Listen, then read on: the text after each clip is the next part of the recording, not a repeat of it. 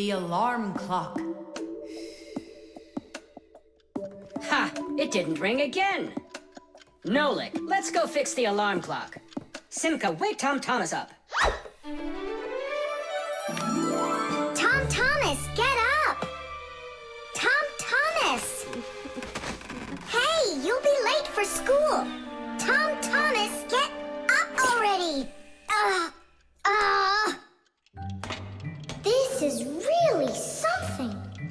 And where's the battery in here? No, this is an old mechanical alarm clock. It doesn't work with a battery. It uses a spring. How's that work? People wind up the spring tightly, and then as it slowly unwinds, it turns the gears, which turn the hands of the clock. Achoo! Oh! What? The alarm clock broke. Let's hurry and get you washed up. Tom Thomas, are you just getting up? Dad, the alarm clock didn't go off. It's broken. Here's the problem. It won't turn because the feather's stuck in the gears. Nolik, help me.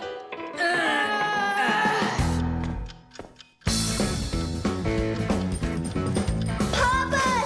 What's going on? It looks like it's an earthquake. Huh, it really is broken. About time to throw out this old piece of junk. Tom Thomas, I'm off to work. Don't be late for school. I won't. Where are we? In the trash can. And what's gonna happen to us? Well, you see, Nolik. People throw out broken things without a second thought. Even appliances that can still be fixed end up in the trash all the time. And the trash is taken to a horrible, deadly place called the dump. If a Fixie happens to be inside a broken appliance, he will come face to face with great danger. Once, my uncle got thrown into the dump buried inside an old TV. He barely managed to jump out of the bulldozer's path, and it was a miracle he didn't end up in the incinerator. After that, he just roamed around the huge dump, trying to fix anything. He became totally crazed. Good thing the Fixie rescue squad managed to find him and bring him back home. I don't want to scare you, but we might be taken to the dump, my boy. Papus, I'm scared. Huh? Where is the alarm clock? Maybe my dad took it to get fixed. But Nolik and Papus are in there. Now just a little bit further. I don't want to go to the dump. No tears. There's only one way out of here. We need to fix the clock and make it ring. But how? Inside the clock, there is the main spring, and there's also a second spring. The second spring is held still by a brake, and so it waits. When the little hand reaches the time the alarm was set to go off, the spring jumps off the brake, and the gears are free to start turning. That makes a little hammer beat the cup of a bell very, very quickly. And that's how an alarm clock rings. So this feather is stopping the gears and not letting the hammer strike the bell. Exactly. I'll start rocking the gear back and forth, and you tug it. And 1, and 2, and 3. Tadish!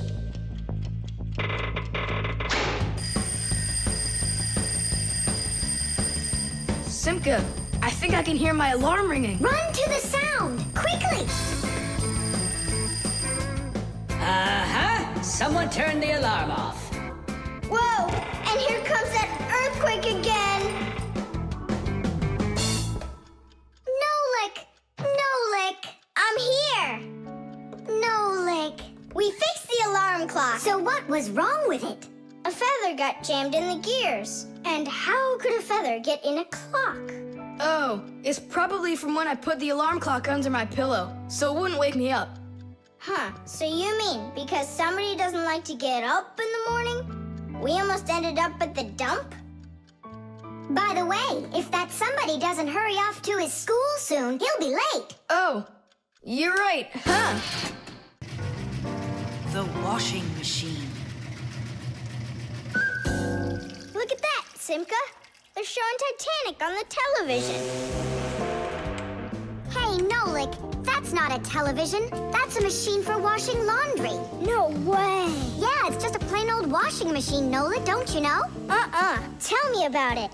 You're such a great explainer. Inside of a washing machine is a big drum. People put their dirty laundry in there and add a special kind of soap called detergent. When they turn the washing machine on, the drum fills with water, and then the motor starts to spin the drum. That makes the laundry rub together, forcing the soapy water in and the dirt out to make your clothes clean. After that, all that's left is to get out the water by spinning the drum really fast and sending the water down the drain. Oh, thanks a lot, Simka. I always wondered, why would you want to put laundry inside a television? Are you joking with me? Uh-huh.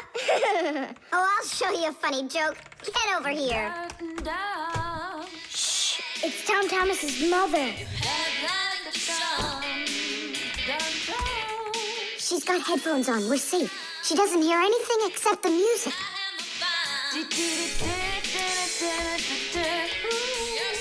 Now she'll come back, add the soap, turn on her television, and watch the second part of the movie. Again with the jokes. This time I'm really gonna let you have it.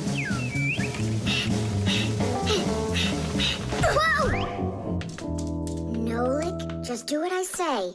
I came up with a plan. What's your plan? To run away!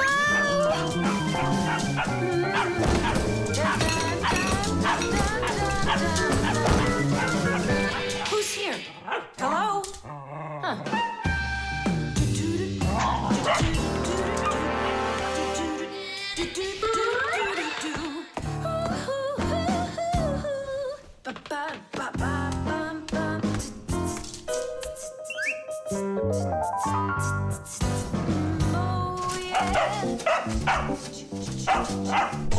Oh, yeah.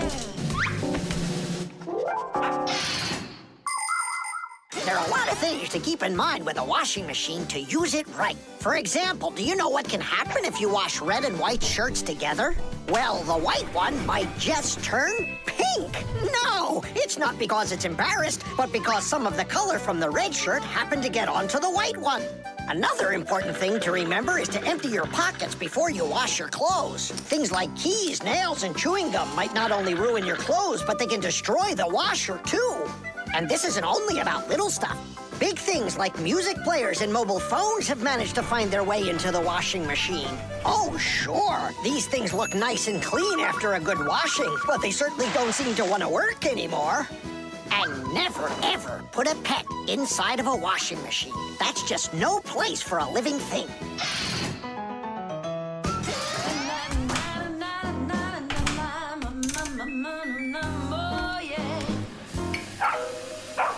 You know what, Simka? I've never been laundered in my entire life. We better get out of here, Nolik, right now. And the faster, the better.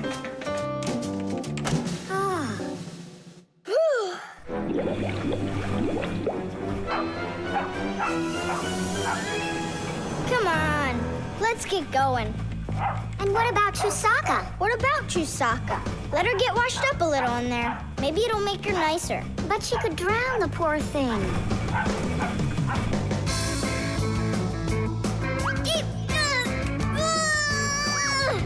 I don't think we can do this alone. We should get help from Tom Thomas's mother. 1, 2, stop! What? She moved out of the way.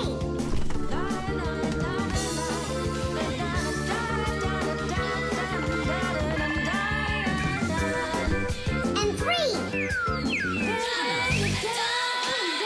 Pull it! Huh? What is that? Oh, my goodness! Oh, my sweet little baby. How did you get in there? You wait right here in the tub and I'll go get you a towel. Aw, little beast. Looks like we saved your life.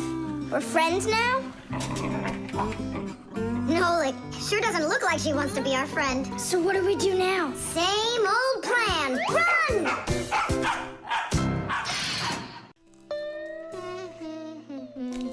The microwave.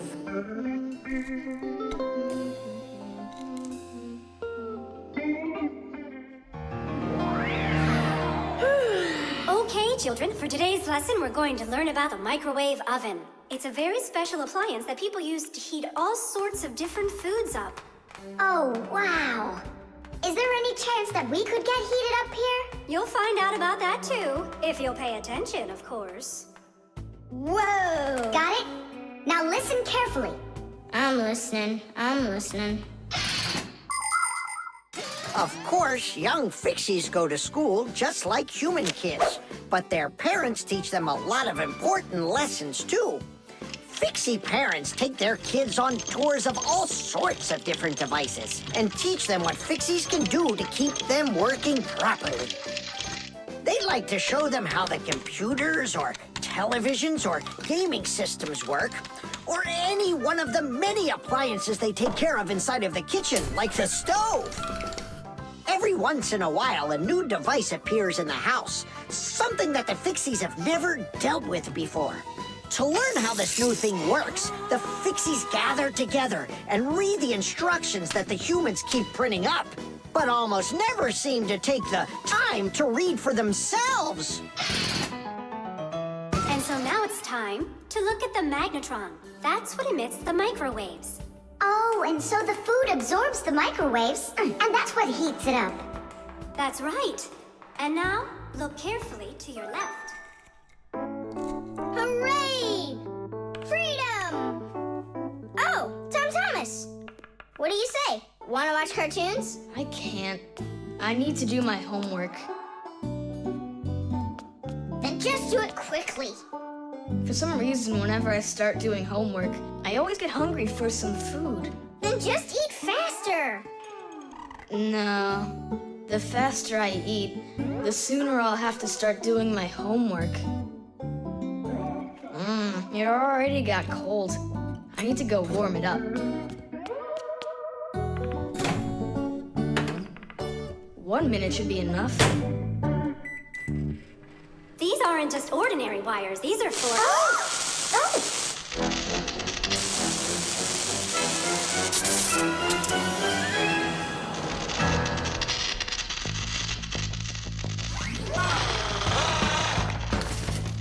Marcia, what's going on? It looks like it might be an overload. The microwave might burn out. Then we better run out of here. What do you mean run? We need to save this microwave.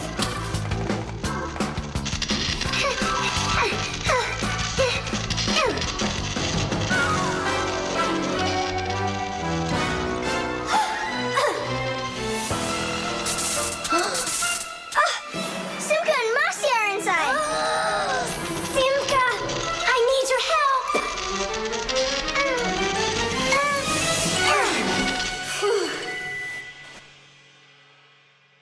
Tadish. Oh, what's wrong with the microwave? It looks like it just broke. Who cares if it broke? What matters is that Simka and Marcia aren't broken. Look, there's no one here. Of course not. We were behind the wall. You wouldn't believe what happened in there. Oh, there you go. Tom Thomas, why did you put that fork into the microwave? Why not? You mean I'm not allowed? Remember, never put any metal objects into a microwave. If you put forks or spoons in a microwave, you can burn it out. And then not even a Fixie will be able to fix it. Even a thin metal border on a plate can cause serious problems. Also, never warm up food in sealed packages or bottles inside a microwave. And one last thing, don't even think of cooking eggs in their shells in there. They'll just explode. Sorry, I didn't know any of that. Nolik, and what were you thinking? Why didn't you warn Tom Thomas about this? Oh, today you skipped school. And now you don't know it either. Nolik, where are you going? I'm talking to you. Oh, where else? I gotta go study all about microwaves. And I'll go do my homework now. But first you'll sit down and eat for a while, right? No, I'm not gonna eat food. First I'll go and play some games for an hour or so. The drain. Hey, Nolik, come help me. The fan in the computer needs dusting. Not right now. Me and Tom Thomas are painting a card for his parents' anniversary. Oh, look, poor you. You must be so tired. Hi, Simka. It's really great you're here. I have a question. 12th anniversary, is it spelled with an F or is it with a V? You know what? First put down the number 12, and then put a dash on there, and then a TH. Oh, right. But first I'll change the water. I'll be right back. Oh, Mama left her ring here. Whoa! No! Oh no, what have I done? I spoiled my mom and dad's special day. Where? In the bathroom? My mom's ring was lying there, and I dropped it into the sink, and now it's washed away. There goes the day. It didn't wash anywhere. Don't you know anything about how a drain trap works? About a what?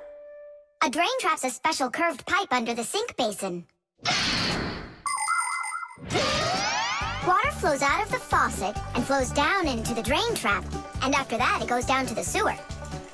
But when you turn off the water, not all of it washes away. Some of it stays down in the drain trap.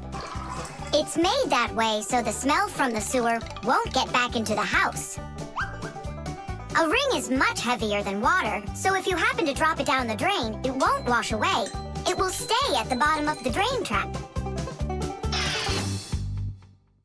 Well, that means we still got a chance. Yeah, but how in the world can we get it out of that trap? Who knows? I don't know how to swim. Don't worry, it's all under control.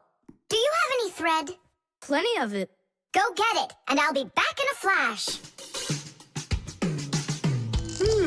I can't fix it like this. I need my welder. Papus, I need to borrow your pack-a-mat for a little while. Now that's a coincidence. I need to use it too. Marcia, then I need to use your pack-a-mat. What? I'll bring it right back. Hey, where are you going? Just watch what you're doing, dear.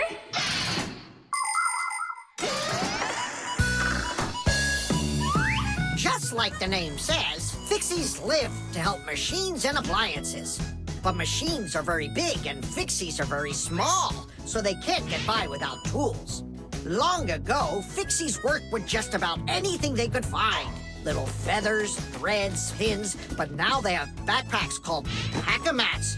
Inside a pack-a-mat are all sorts of tools. Just push the button and the pack-a-mat spins around quickly, shooting out a hook or a magnet or even a parachute. Every adult Fixie has their own pack-a-mat. But before children can get them, they have to go to school and study hard and then pass an exam before they have the rights of a full-fledged Fixie. And it's only after all of that that young Fixies get their own pack-a-mats. And what? You're going down there with just that on? Not just like this.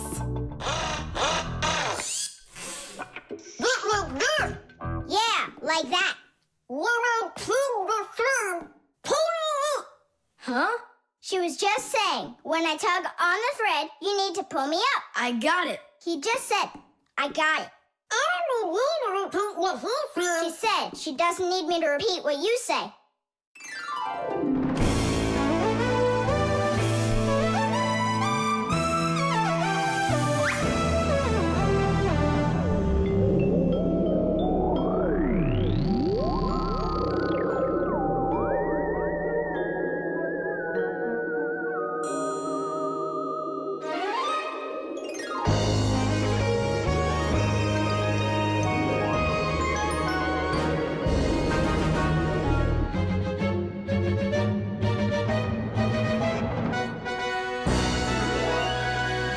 Simka, Nolik, thank you. You really saved the day.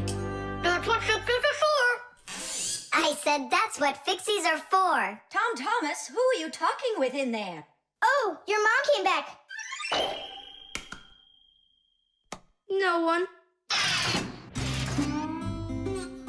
Hey, can you turn back into Fixies? I gotta ask you a question. I forgot. Should I write 12th anniversary with an F, or do I write with a V? Just write the number. You're right.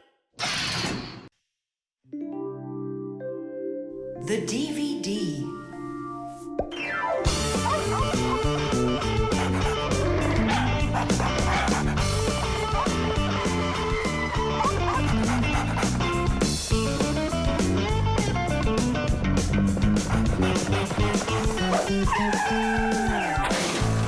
Chusaka! Get away from here! So where did it go? Oh, here it is. Hey there, Tom Thomas. So what's on the disc? Hi there, Nolik. Hi there, Simka. It's a cartoon about Gulliver in the land of Lilliput. My friend Jeannie let me borrow it. I have it till tomorrow. And what's the story about? Well, it's about this guy who gets shipwrecked where people are just so teeny tiny. Fixies, you mean? No, not Fixies. Lilliputians. Lilliputians? Uh-huh. Know what, Simka? I think that you Fixies might have come from those Lilliputians. No way! Our grandpa told us a completely different story of the Fixies. When something is very well made, then the saying goes that it was made with just a little bit of soul. In old times, craftsmen made things to last, and in each appliance, they would leave just a little piece of their soul. Those little pieces of their soul would turn into tiny craftsmen called Fixies, who would then make the appliance their home and take care of it every day. And that's how the very first Fixies came about. But as the years have passed, fewer things are being made by hand, and more things are getting made by machines in factories. That means there are less and less new Fixies coming from human souls. Luckily, Fixies can fall in love with each other and have their own family, raising their children and teaching them well, so they'll grow up to become skillful and honest master Fixie repairmen. So you're mistaken. We're not Lilliputians at all. We're Fixies. Yeah, Fixies. Listen, Tom Thomas, why don't you show us the movie? Yeah, I want to learn about Lilliputians too. Really, I do. Sure, I'll show you.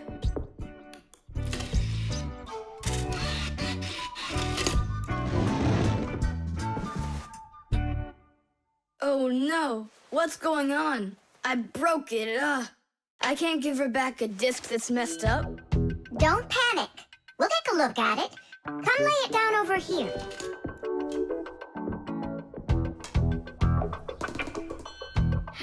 Tom Thomas, why is this disc all covered in jelly? Because I was touching it with my fingers. I mean, what else?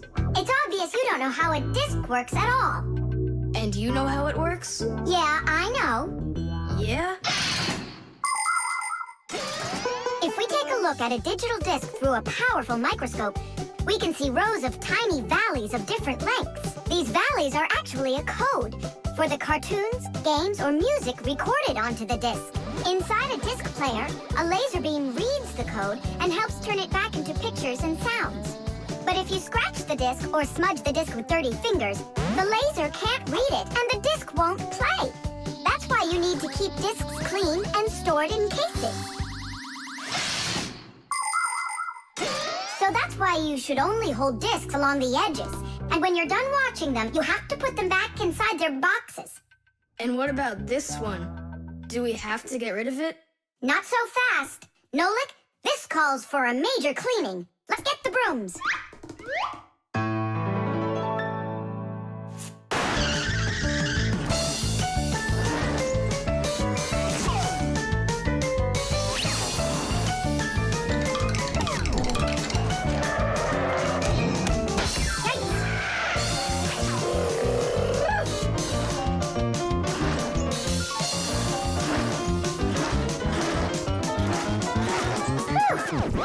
Okay, Tom Thomas, check the disc. There you go. Now you're holding it right.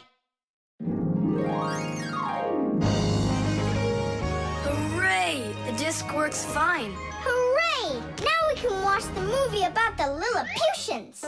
Hey, Gulliver, why are you sitting there? You've seen this movie already. I know in what? What? Look at that pile of discs. Where do you need to put them? Huh. In their boxes. The combination lock.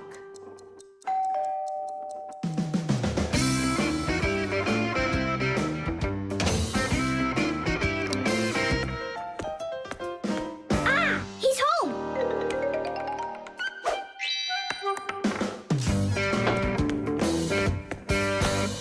Nolik, are you here? Stop your hiding. I'll still find you. Nolik, is that you? Hey, come on! That's not fair! You saw!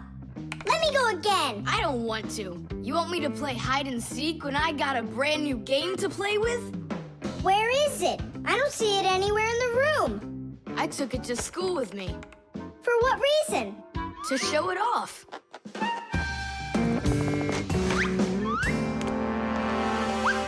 Wow! Awesome game! Tom Thomas! Can I play your game? 'Cause I'm not done playing with it yet. Now just try asking me to do some favor for you. Wait, was it a 3 or a 4? It could have been 5. I forgot. What about? I forgot the combination. And now I can't even do my homework. Everything I need to finish is inside of there. I'm not climbing in to find out your homework. Don't even ask me. Tom Thomas, why do you look so upset?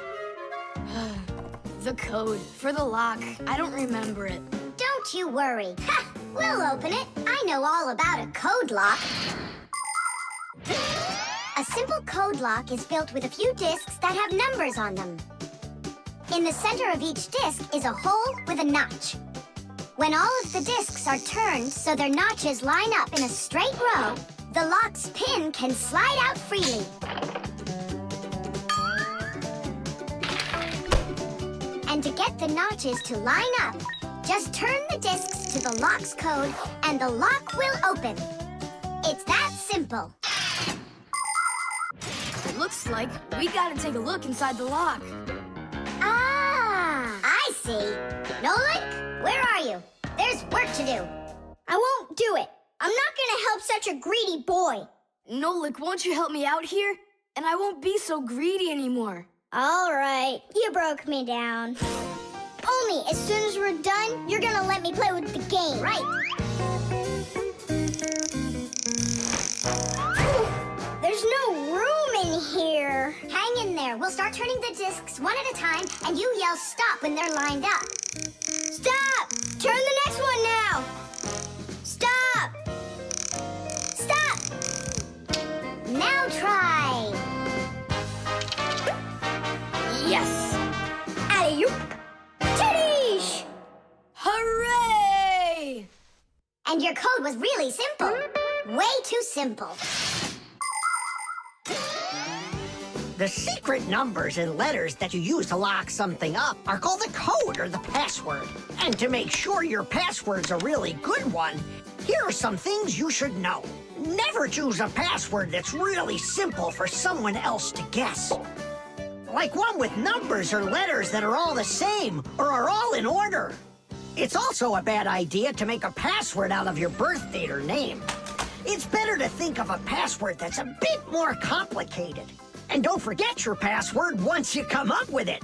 Write down your password on a piece of paper and keep it in a safe place, but don't show it to anybody else. And then, if you happen to forget your code or password, you'll be able to remember it with the help of that piece of paper.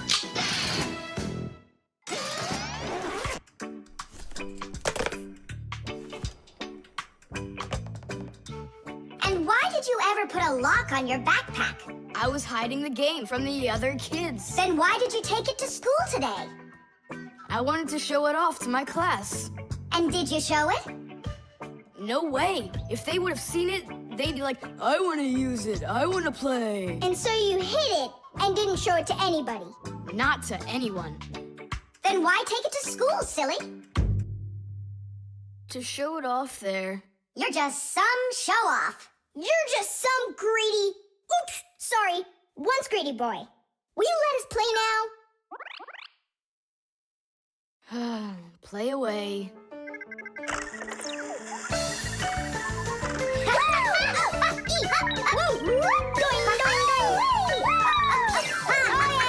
We're not bothering you, are we? Can you jump a little easier? You're shaking the whole desk.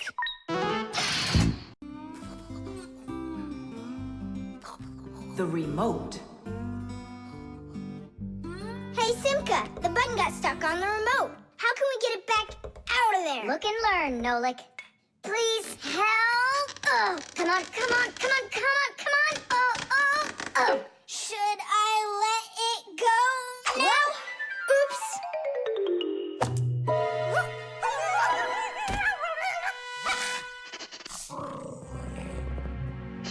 Nolik, hide somewhere.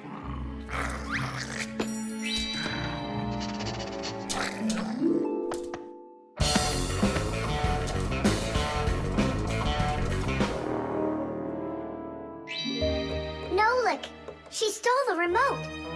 Nolik? Where are you hiding? Nolik! Hello there, Fixies! Hey, where are you?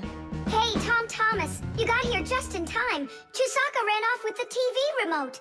And so what? I can turn it on without it. And my favorite cartoon is just about to start. Forget about the cartoons, will ya? Nolik is missing! I'm afraid Nolik hid inside of the remote. And Chusaka took it. Oh no, Nolik's in big time trouble. Tom Thomas, there must be something you can do! Chusaka, come here. Where is that dog hiding? I'm gonna go look in the other rooms. Simka! Tom Thomas! Here I am! I'm over here! For now, I'll wait here. Chusaka's not out there. Where are you? Hey, Simka! I ran to get a pack-a-mat. What are you gonna do with it? I'm gonna search for the infrared ray that comes out of the remote. That's so great! But what is it? I'll explain it to you. Inside of most remote controls, there's a special type of light bulb called a light-emitting diode, or LED for short. When we press a button, the LED sends an invisible infrared ray. And in the TV, there is a receiver for these invisible rays. The TV understands the command that comes from the remote control and carries it out, like changing the channel or the volume.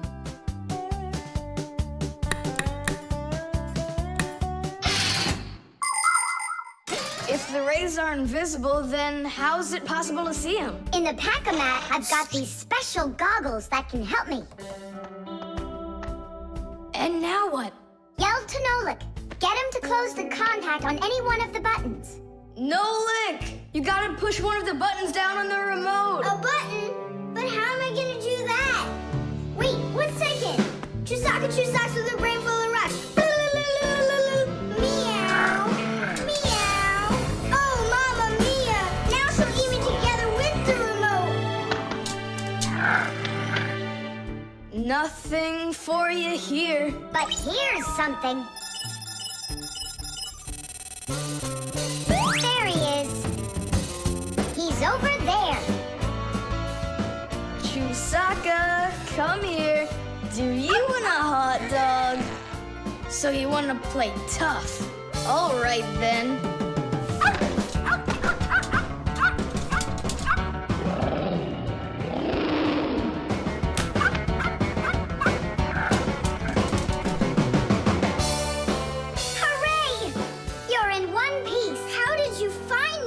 By looking out for the remote's rays. It's just a shame it's impossible for me to see them. What are you saying? You can! If you want to see infrared rays, all you have to do is look through a digital camera. Try it for yourself. Turn on the camera on a mobile telephone. Now go ahead and press any button on the remote control and point the camera toward the front of it. You'll see a bright dot on the screen of the camera. That's the light-emitting diode working. It's letting off a special light that can't be seen by the naked eye. It's It's also possible to point the remote control at a mirror. And then through the camera, you can see how the light-emitting diode turns itself on. So what that means is that invisible rays bounce off of a mirror in the same way that regular light does. So you can control the TV by bouncing the light from a remote control off of a mirror. You don't believe me? Then go ahead and try it yourself. By the way, if your toys weren't all stuffed under the bed, we would have found the remote without the goggles. Don't worry about it. When the cartoons are over, I'll put them away. So, you done watching? Time to clean up. The balloon. No way! You'll miss for sure. No problem.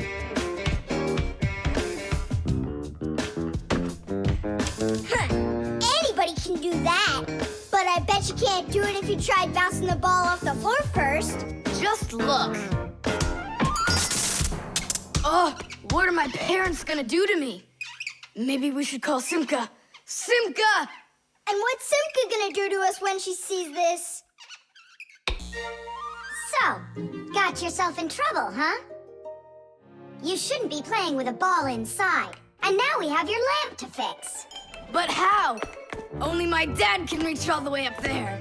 Why just your dad? You have a hot air balloon over there. That doesn't fly. It's just a toy, see? Well, it might be just a toy to you, but for us Fixies, it's absolutely real. If an object is lighter than water, it floats up to the surface. And in the same way, if something is lighter than air, it floats upward. Did you know that hot air is lighter than cold air? Well, it is. And that means if you warm up the air in a balloon, it will float up. Hot air balloons use special gas burners to heat up the air inside of them so they will get lighter. And the bigger the balloon, the more people it can take up into the air. I know what you're saying, but where do we get a burner? You think Fixies don't have their own burners? Huh! Sure we've got them. Bring it down here, and I'll go talk to our parents. No, no, and no. The human child must never see us. Listen now, Simka. We already don't approve of him seeing you and Nolik. He won't look. Papus, please. You're the one who told us how you dreamed of flying since you trained to go into space. Yeah, for 2 years I waited on standby, but I never went up. And you've never flown in a hot air balloon either, honey. So let's call it a deal. I talked them into it. There's just one condition. You can't watch. Okay. You can come in now.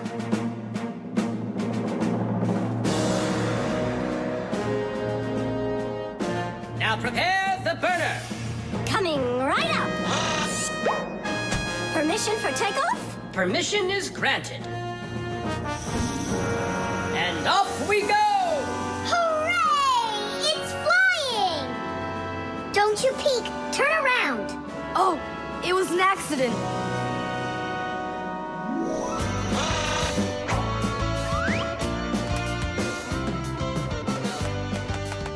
I'm going to evaluate the damage. Maintaining proper altitude.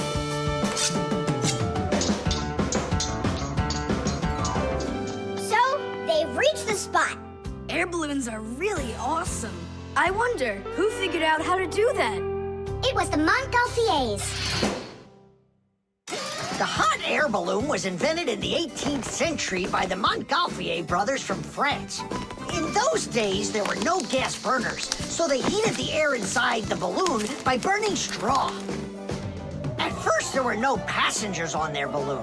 Not counting the Fixies, of course. I mean, how else could a balloon get up in the air without them? Unfortunately, the names of the first Fixies who took that flight were not recorded in the annals of history. Following the Fixies' flight, the next passengers were animals: a ram, a rooster, and a duck. And it was not until those three safely landed after flying a full 4 kilometers that humans dared to fly in hot air balloons themselves. Ever since their invention, hot air balloons have also gone by another name: Montgolfiers.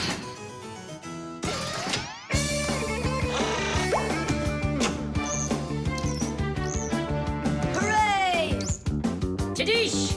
Didish! All right. Simka, please let your parents know that I'm so very thankful. Okay, by the way, now you can turn around. You know, Simka, let's fly the balloon just like them. There's no way, Nolik. We would need to use the burner, and kids aren't allowed to play with fire. I'll give you a ride. Look, I still need to put it back up on the shelf, so climb in and let's do it. Oh, yeah! This is great, Simka! Look at us! We're flying just like the Montgolfier brothers! What do you mean, like brothers? Okay, then, like brother and sister Montgolfier! The music box.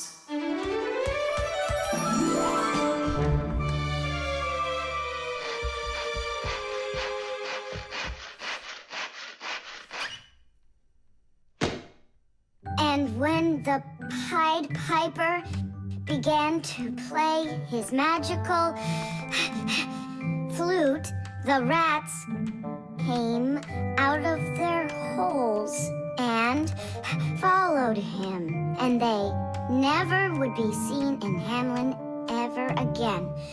Whew. And then what, huh? I can't read anymore. My legs got tired. Whew.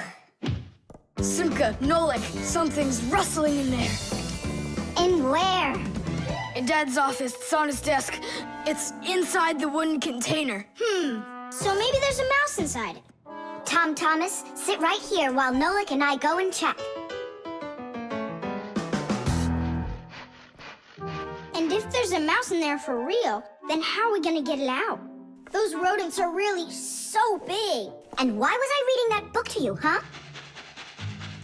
Just grab a flute, give it a toot, and the mice will scoot. And where are the flutes gonna come from? We'll make them. Toot, toot, toot, toot, toot, toot. You got it? Sure I did. Wait a second. Let's get a little closer.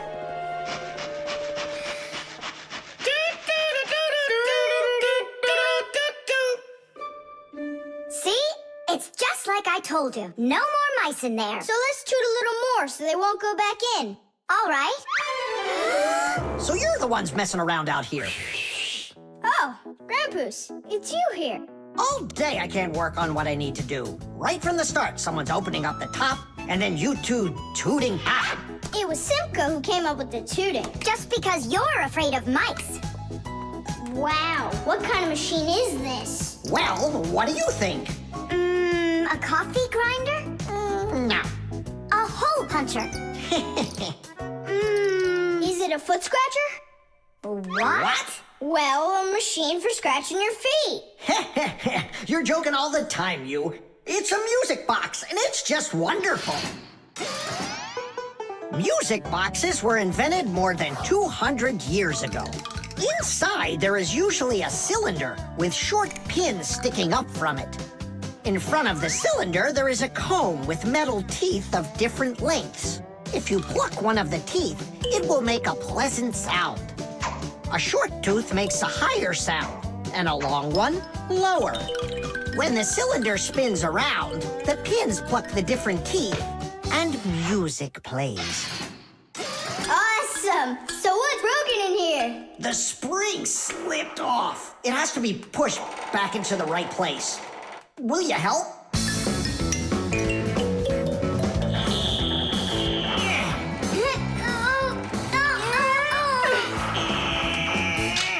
There we go. That's better. How come the music's not playing? First, you have to wind up the spring with the key. Tidish! I know who can wind up the spring. Well, Tom Thomas, can you guess what kind of machine this is? A paper cutter. How about a hole puncher? You're such a joker. Now don't go and tell me it's a foot scratcher. Then I don't know. Then wind it up with the key and you'll find out.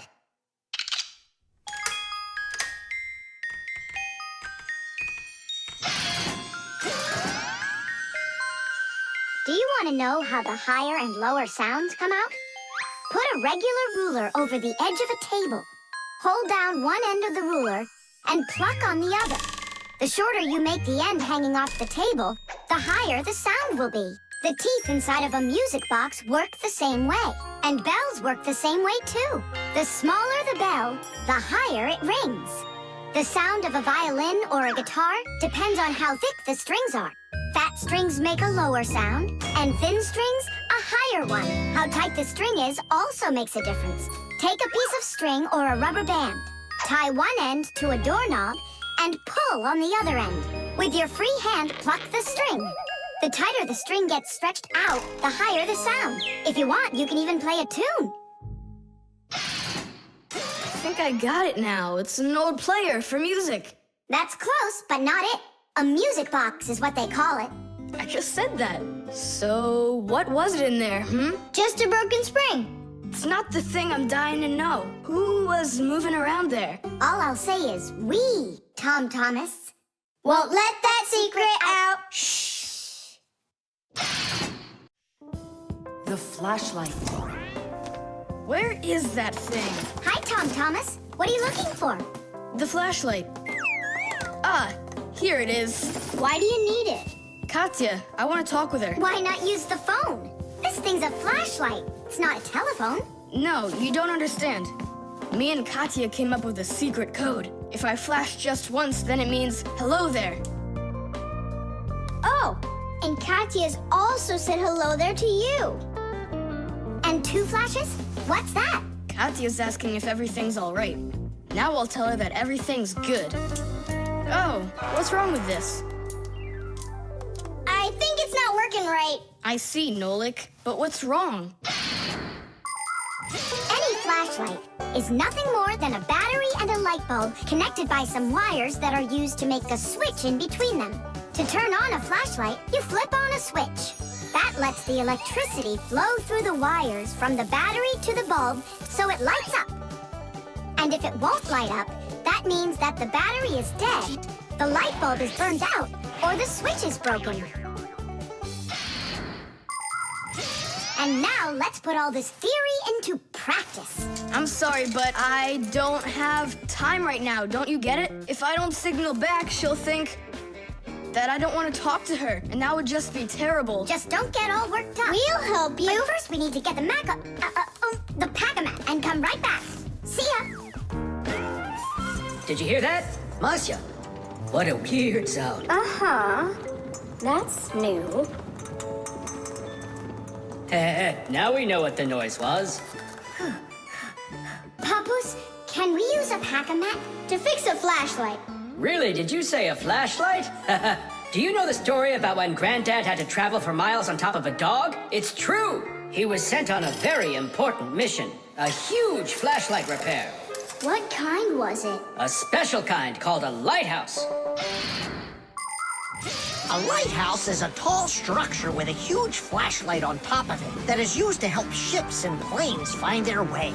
People have been using lighthouses since ancient times. The most famous of them all is the Lighthouse of Alexandria. It was built in Egypt more than 2,000 years ago, and it was more than 100 meters tall. The ancient Greeks considered this lighthouse one of the 7 wonders of the world.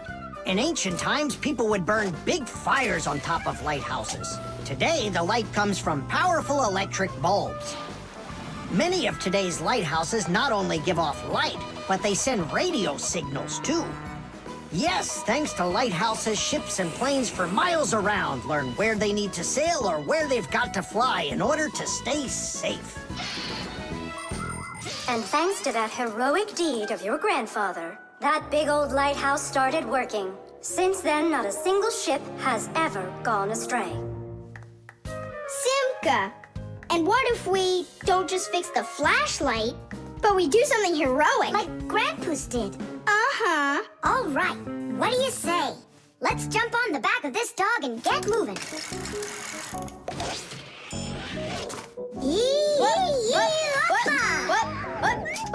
What? Stop ducking. Grab hold of my hand.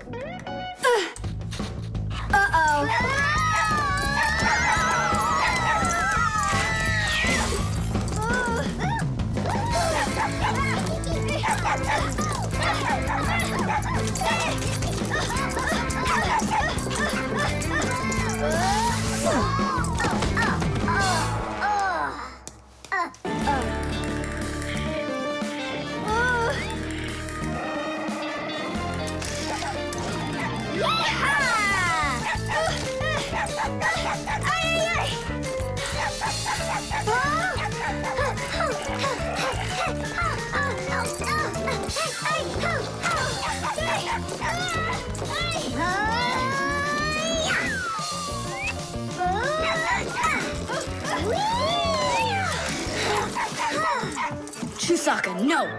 Get out, right now! That was really some heroic deed. Now it's time to go get that lighthouse fixed. Tom Thomas, hand the lighthouse over. What kind of lighthouse? The one that's your flashlight. I have no use for it. What do you mean no use for it? But then how are you gonna tell Katya what she needs to know? I already told her. Watch this. No, that wasn't the deal. Yeah. You want to tell us our heroic deed was in vain? Well, if you need some heroic deed, then sure, fix it.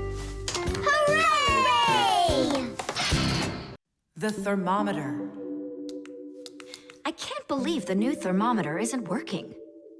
Tom Thomas, stay in bed. And I'll try and look for that old mercury thermometer. Hey, did you get sick?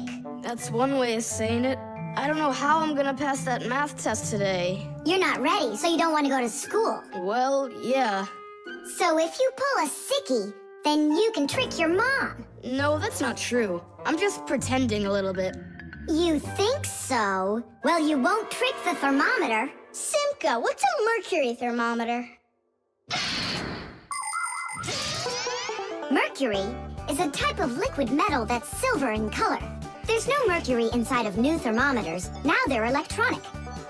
Old thermometers were made with a glass tube with markings and a bit of mercury inside them. When the end of the tube warms up, the mercury inside of it expands and creeps up the tube. And that's how those old thermometers measure temperature. The longer the column of mercury, the higher the person's temperature is. That means I need to warm up the end of the thermometer. Thomas, you're a genius. But how will you warm it up? Finally, I found it.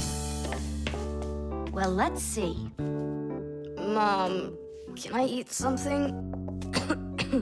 Hang in there, sweetie. I'll make you something.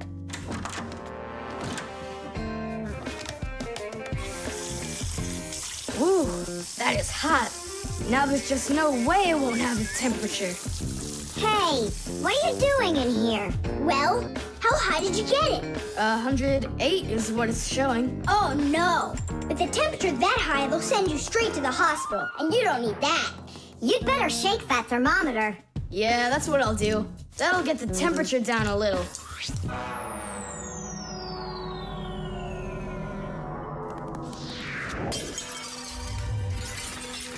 Ah! Well, so much for that. Cheaters never prosper. Thomas, did you see this? Nolik, don't touch the mercury. It's poisonous. Stop it right now. And you, Thomas, you don't touch that mercury either. It's dangerous. Then how can we throw it out? Call your mom and she can help you. I can't. How could I call her? Then she'd find out that I wanted to trick her. Maybe it's better to tell the truth. I can't. I can't do it. All right, then. It looks like there's no other choice. Nolik, call Papus and Masya. I'll get him. And you go back to your room and wait.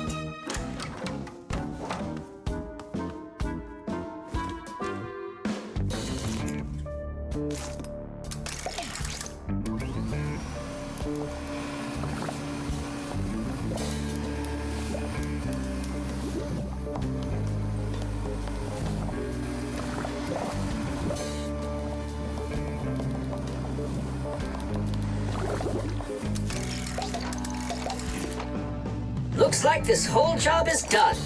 Not yet. We still need to neutralize this mercury. In everybody's home, there's all sorts of chemicals around. They are used for cleaning dishes, clothes, the bathroom, and dealing with pests. And all of these substances can be very harmful to human health. But some people don't seem to understand this. They might use a dangerous spray or a poisonous liquid and then forget to wash their hands afterward. And then they go and eat or rub their eyes with their hands. That can cause serious damage to their vision or stomachs.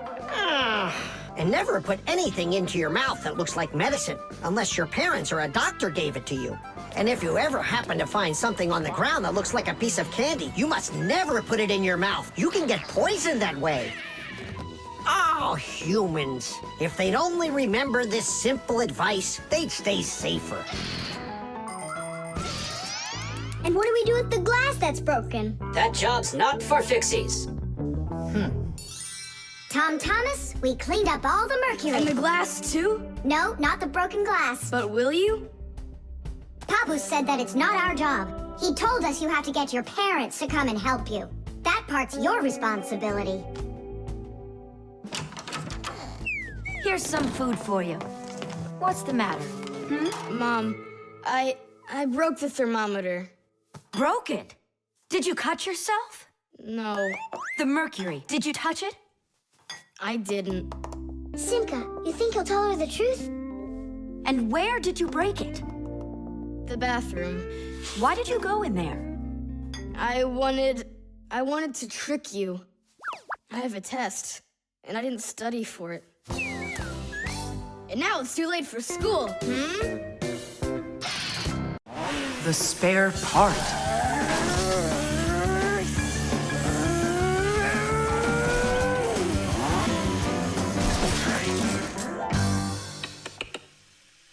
Hey, what's going on? It was just working. Hi there, Tom Thomas. Simka and Nolik. Look, I've got a Sorry, problem. no time to play. We're busy. Busy? With what? We got put in charge here for the day. We even get to use one of the pack-a-mats. Papus and Marcia went out to visit our Fixie friends. Papus used to be with them at the Space Center years ago.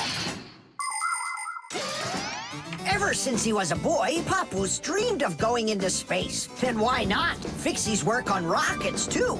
He even got a job at the Astronaut Training Center. He was put in charge of the centrifuge, and he made sure it worked perfectly. The centrifuge is a sort of very fast carousel for training astronauts. And Papus trained inside of it, too. Unfortunately, Papus never knew the rocket was scheduled to fly on his day off. And when he found out, it was too late, and the rocket blasted off without him. Since then, Papus hates his days off. But he still longs to fix something like that centrifuge. You know, something turning around like a washing machine. Too bad for Papus that the one in his house seems to keep working perfectly fine. So that means today you fix everything? Uh-huh. Well then, it's your lucky day, because my car just broke down. Hooray! We've got work to do. Nolik, let's go!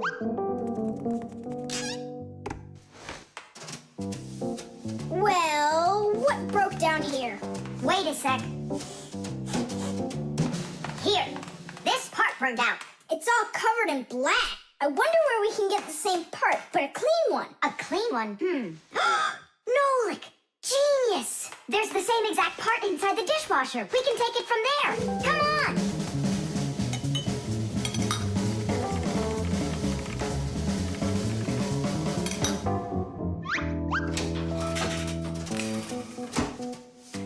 Do you have any idea how all these parts are connected to one another? With this thing right under you. It's a special part called a circuit board. A circuit board's made like this. First, the board gets covered with a thin layer of metal. Then, paths are laid onto the board where the electricity is going to flow. After that, all of the extra metal is washed off of it with a special cleaning liquid, leaving the metal paths that were drawn on the board. These paths work just like wires to connect the parts on the board to each other. And then all that's left to do is attach those parts to their places on the paths. Pull it! Tadish!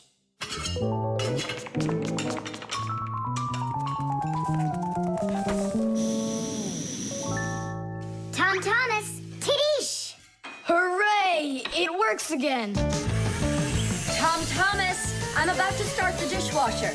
Are there any dirty dishes in your room? Nah. Slow down! Slow what down? Slow down your mom. We took the new part out of the dishwasher, see? Mom, wait! Don't start it! You need to put in this one, dirty cup. Nolik, follow me. inside the TV's the same part.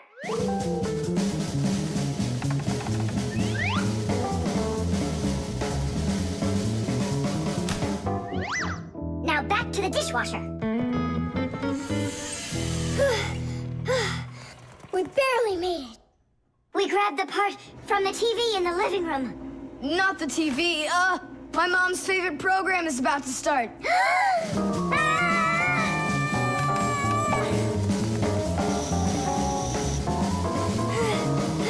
The television is working now. And where'd you get the part for it? From your dad's computer in his office. Hi, everybody. I'm home. Hi, hon. Are you ready for dinner? In a bit. I've got to finish a little work on the computer. Simka, hurry! Where else can we find that part? Stop. That's enough running. Here, take it back from the car. And then we put the part back into the computer and it started working again. Oh, that was really silly. Remember, you little experts, never repair any device at the cost of another one. I understand now. And I understand. If you were smart, you could have taken the part out of the old radio in the closet. Papus, but you know the radio wouldn't work then. That old thing hasn't been working for years. Marcia and I have pulled out half those parts already. The electric train. Woo, woo, woo, woo.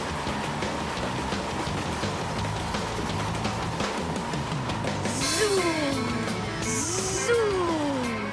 And suddenly, the Earth is attacked by an alien spaceship. Pew, pew, pew. If help arrives here on time, we'll be saved. Move faster, faster. Come on, get off the train. Move it, move it. Tom Thomas, we came here to play. Ah, finally you're here. I need some aliens for this game. What kind of aliens are you talking about? Just plain old aliens. You know the ones. They come destroy the Earth and just about everything. We don't want to destroy anything at all. Why can't we be, the train engineers, huh? Train engineers? You don't know anything about driving a train. Oh, we know plenty about trains. Humans invented the railroad long ago, but back then, the rails were made out of wood. People didn't start making metal rails until the end of the 18th century.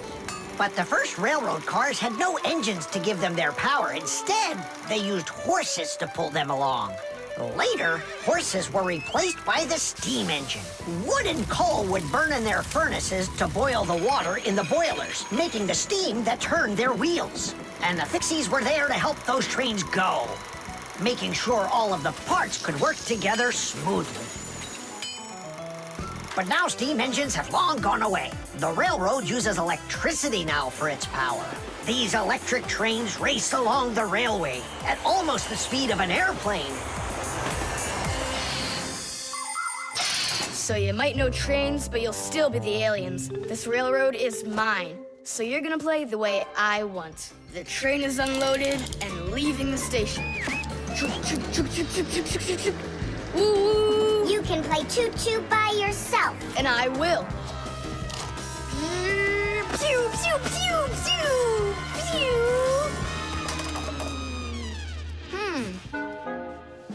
Hey, why did you stop?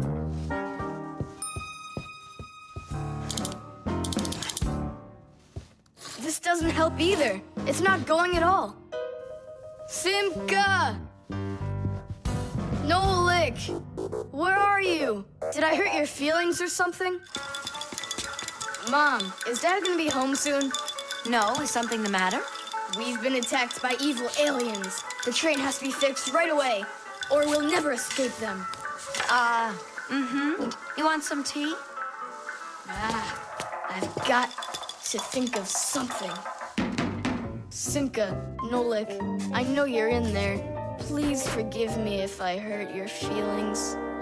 I'm really sorry. There's nobody but you that can save the world from the evil aliens. All right, you talked us back into it. Well, let's go and check the rails. Nolik, follow me. I'm faster. well, so much for being faster. It looks like I found the brake. Tom Thomas, the rails are broken.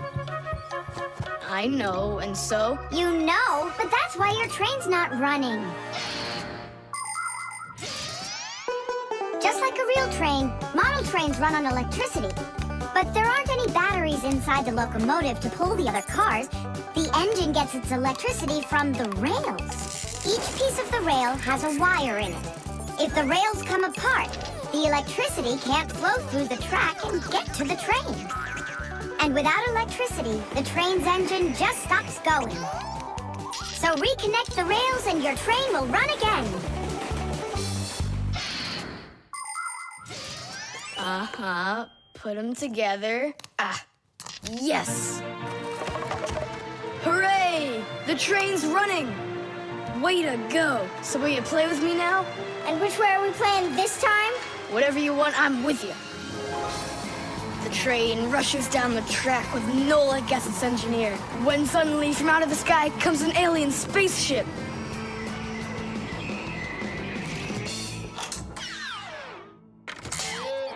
Greetings to you, O people of planet Earth. I come from far away, from another galaxy. Have you come to destroy everything? No, I've come to fix it all. Oh!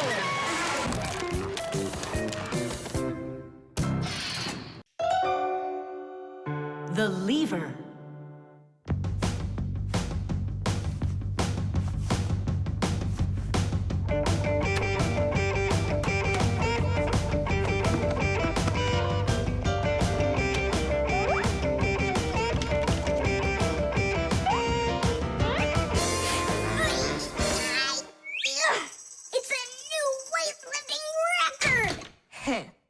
You're so strong. That's so light, I could lift it up with my finger. Oh my, but do you think you could lift up your nightstand? Don't know, never tried it. So then go on.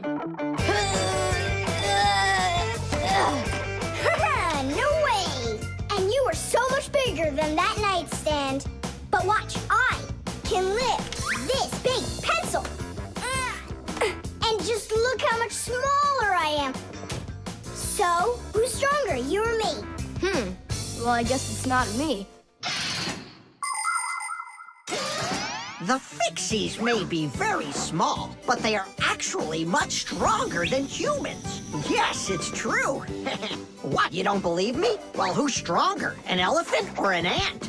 You think it's the elephant. Well, of course, it's so much bigger. But did you know that one ant can lift up 50 ants its own size? And an elephant? It can't even hold up one. So it turns out that for its size, an ant is much stronger than an elephant. And the same goes for Fixies. Fixies are incredibly strong for their size. They can lift things that are 100 times heavier than they are. And Fixies can jump 50 times higher than their own height. If humans were as strong as Fixies are, they'd be able to lift an automobile all by themselves. Yeah, Tom Thomas. It's time you built up your strength. Well, how? Start lifting dumbbells. Or if you want to, you can use my barbell. No thanks. I'll use the dumbbells my dad has. They're in his office, I think. Oh, there's one. And where's the other one? Aha, there you are. I'll get you out of there. Come on. I'm helping you here. It's stuck. All right. Move aside. I'll get it right out. What is this, glued to the floor or something? Hey, what's all the racket? Hi there, Simka. We can't get the dumbbell out from under there. Well, of course you can't. The sofa's pressing down on it. So that's what it is. And I was worried that I lost all my strength. Well, that means we have to lift up this sofa. We can't do that. It's too heavy for us. We can do it. Tom Thomas, get me your hockey stick from your room. We can't move a sofa with a hockey stick. Don't worry, you'll see. Here, I've brought it. What is it for? We're gonna use it as a lever. A lever? Well, yeah. A lever works the same way that a seesaw does, with a board resting on top of a piece called the fulcrum. But with a lever, one side is longer than the other, and that's the secret to its power. With a lever's help, it's possible to lift any weight. All you need to do is get the short arm of the lever under the load and push down on the long arm. And the longer the arm, the more weight you can lift. And that's how a lever makes people stronger. Well, can we find a fulcrum in here?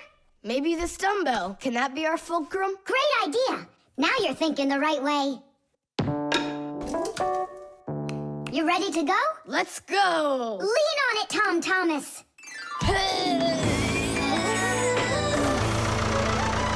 Yay! It's working!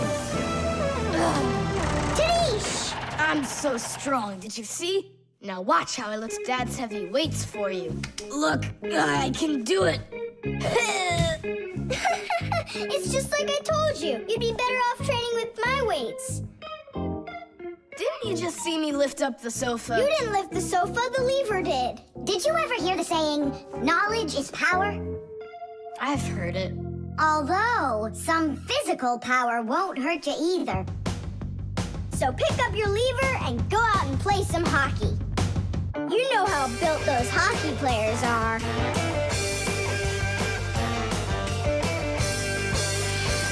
The screws. Hey, Tom Thomas, what you thinking about? Huh? For school, I have to write an essay. My very best friend. I don't know. Who should I write about? What do you mean, who? Aren't I your closest friend? Of course. How could I forget to write about you? And you can keep forgetting. That's our secret, right? Don't you remember the promise you made when we met? Sure, how could I forget?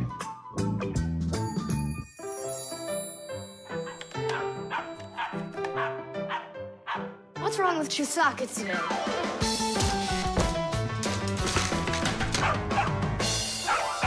Chusaka, why are these screws bothering you so badly?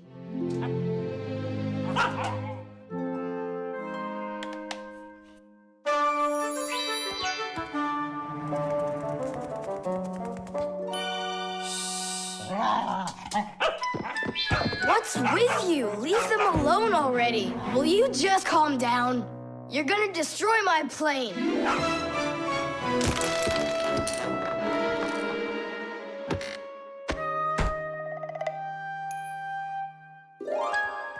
Let's get out of here. Ow! What's going on? What's going on? Hey, if you don't turn back again, I'm not letting you go. Oh, please, don't be afraid. I'm not gonna hurt you too. I'll just ask you one question and let you go. Nolik, we can't. Don't worry about it. Quit your staring. Ask your question, boy. No way you can talk.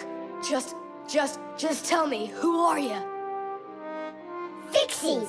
That's all. We answered. Now you let us out. Oh, wait, but what's it mean that you're Fixies? That's already question number 2. You promised to let us out, didn't you? I'm sorry. You can leave now. Simka, it's fine. I can see from his look that we can trust him. All right. We'll tell him. You gotta swear that you don't tell anyone else. I swear it. Fixies. We're the little people that live inside of machines and appliances and take care of them. Fixing them, cleaning them, and oiling them. Humans never suspect us. They think that if something breaks and then suddenly starts working again, that it happened all by itself. Well, nothing happens by itself. It happens because we, the Fixies, are living inside. Yes, without the Fixies, humans would have so many more problems with their machines. That's awesome. And so what are your names? That's already question number 3.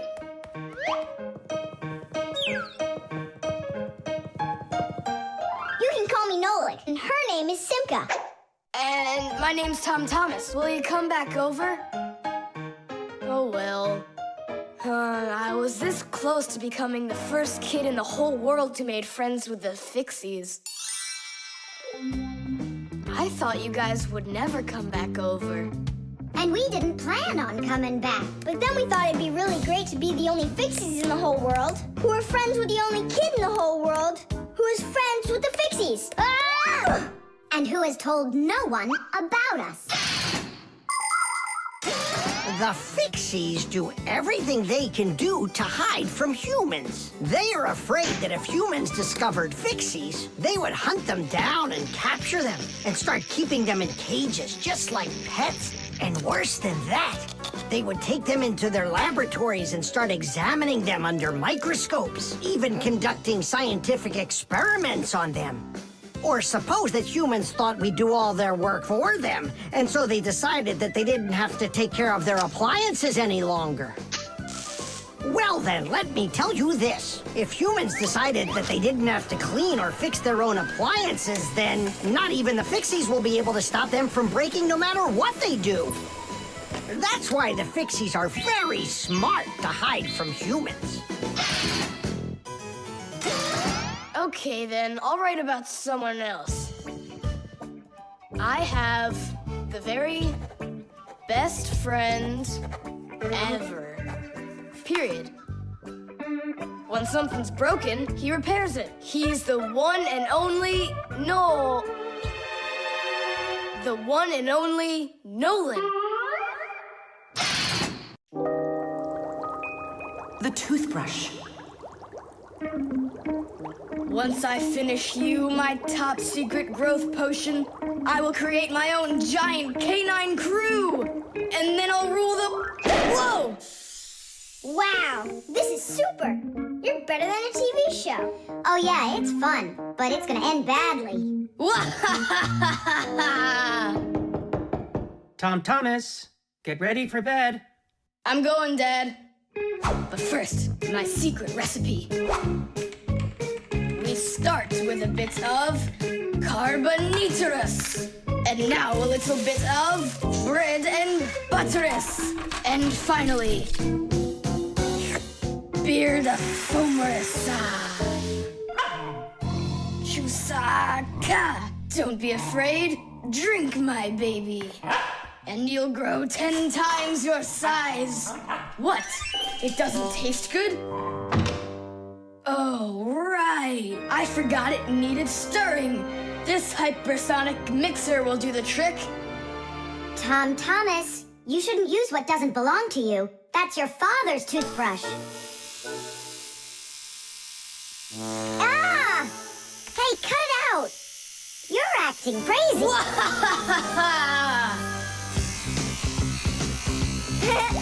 Boom! Boom! Boom! Boom!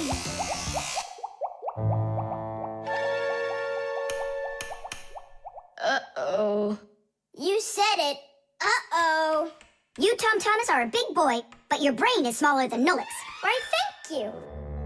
Just go put the toothbrush back in its place, like you never touched it. Nah, that's not right at all. Tom Thomas, what's up? I'm almost done, Dad. Simka and Nolik, please, I really need your help. No panicking. First, we need to understand what could have broken inside of there. An electric toothbrush is really simple, as long as you know these 3 parts. The battery, the motor, and a very clever mechanism that connects the motor with the bristles. The whole secret to the toothbrush is right in there.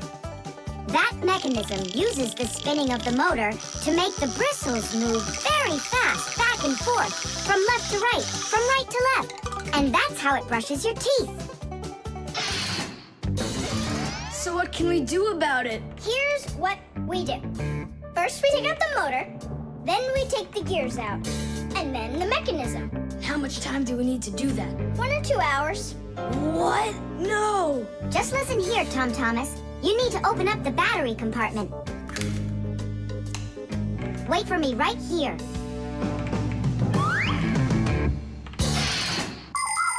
These are your teeth. Well, I mean, they're not your teeth, but you get what I'm saying. Nowadays, we use a toothbrush to clean our teeth, but it wasn't always that way. The ancient Egyptians used a chewed stick to scrape their teeth, while the ancient Greeks rubbed their teeth with a rag. And the Vikings, well, who knows what they used? And then, only 200 years ago, an Englishman named William Addis came up with something better. He drilled holes into a meat bone, inserted bunches of bristles into them, and there you go, the toothbrush. And here's what I need to tell you all as a Fixie. That is, as a master repairman. You need to make sure to brush your teeth often, especially after eating, or you'll be getting them repaired often at the dentist. Well, is something wrong with the mechanism? No, it's fine. Is the motor burned out? No. Then what's wrong with it? You're not gonna believe it. But the battery died. That's all? I know what to do. I'll put in new ones.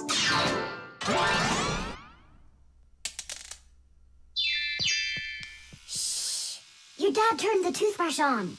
Looks like everything's fine. It's working. Ooh, way to go. Excellent. Your dad will never find out what kind of slop you mixed up with his brush.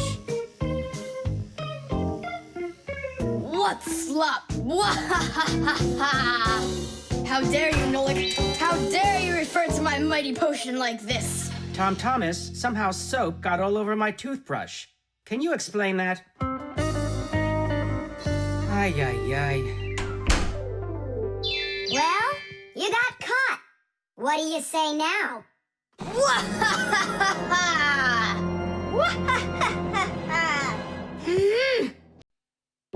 SMS.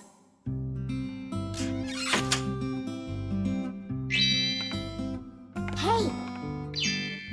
All clear. Oh, take a look. A mobile phone. You think they bought Tom Thomas a new one? Oh, wow. Nolik, stop. Awesome. Turn around. Oh. Tom Thomas, help us, please.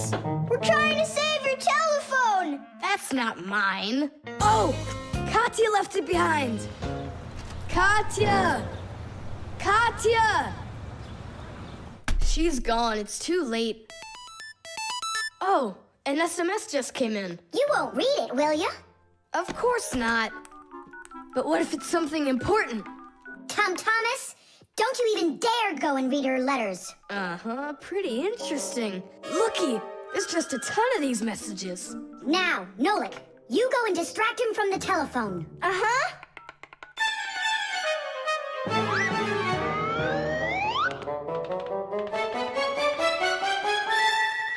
Chisaka, hey! It's me, your buddy Nolik.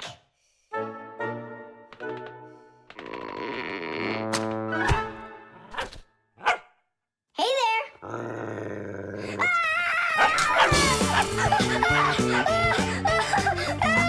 Chisaka, cut it out. Stop it. That's enough with the barking. Out of this room. Right now.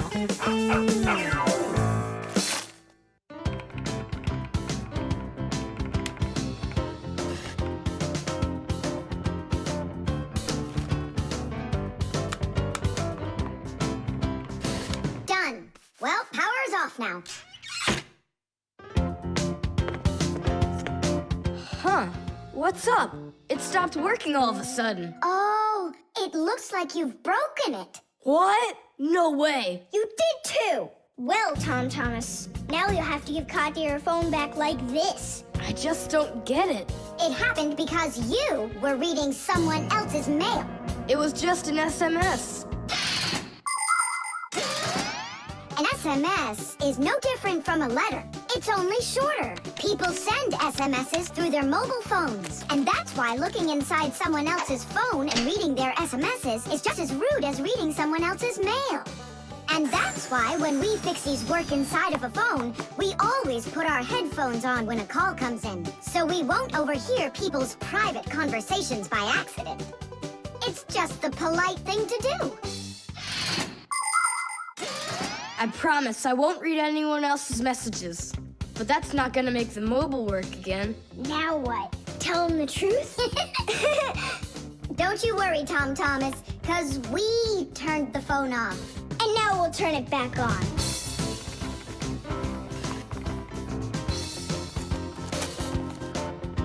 See that? The contact's barely attached. We just need to write a note to the Fixies who work over at Katya's. I'm sure they'll fix it. There are Fixies living in every home, and the work they have to do can seem endless. The TV starts acting up, then the doorbell breaks, the washing machine stops running, and then the phone won't ring. And besides all of that, there is cleaning and there's oiling. Like the appliances in the kitchen or kids' toys and all those other things. Modern houses are literally stuffed with all sorts of devices. And that is why the Fixies keep working day in and day out. Unfortunately, this can make Fixies get carried away by their jobs. And they can forget about their Fixie relatives and close friends that live in the neighboring houses and apartments. And that's not right. Just like humans, Fixies have to remember to go and visit each other more often and write each other letters, or at least send their regards. That's all. It's working again. You're the best. Now I can give a call to Katya and tell her she left her phone over here. Tom Thomas! Is that you calling? Yeah? And to who? Katya? And her phone is where?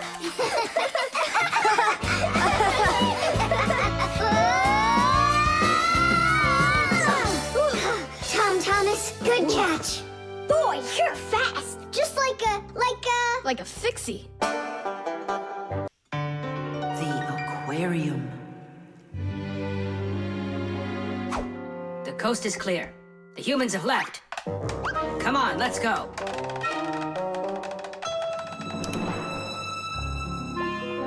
Marcia, why are the fish looking so tired? 'Cause they're not getting enough air in there. The water in the aquarium is dirty and it needs air, but the filter isn't working. The filter? Yes, that device over there.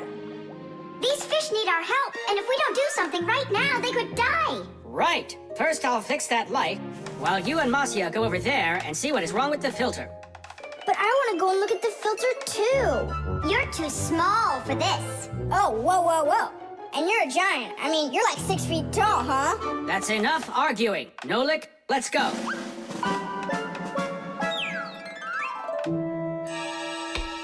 Well, let's check it. Not working. Nolik, where are you? I'm up here. What are you doing up there? Nothing. Holding on. We don't have time for that. Get down. We have to get this switch working.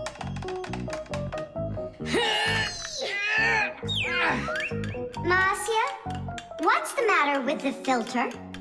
Well, probably something's caught inside and it's stopping the motor from turning. A filter is used to keep the aquarium water clean. A motor in the filter turns the paddles and pumps water through a fine net or a sponge. The dirt in the water gets trapped in there, and the cleaned water is put back into the aquarium. Many filters not only clean the water, but also add air to it, so there will be more oxygen in the water. You see, even though fish live their lives in water, they need oxygen just like all of us.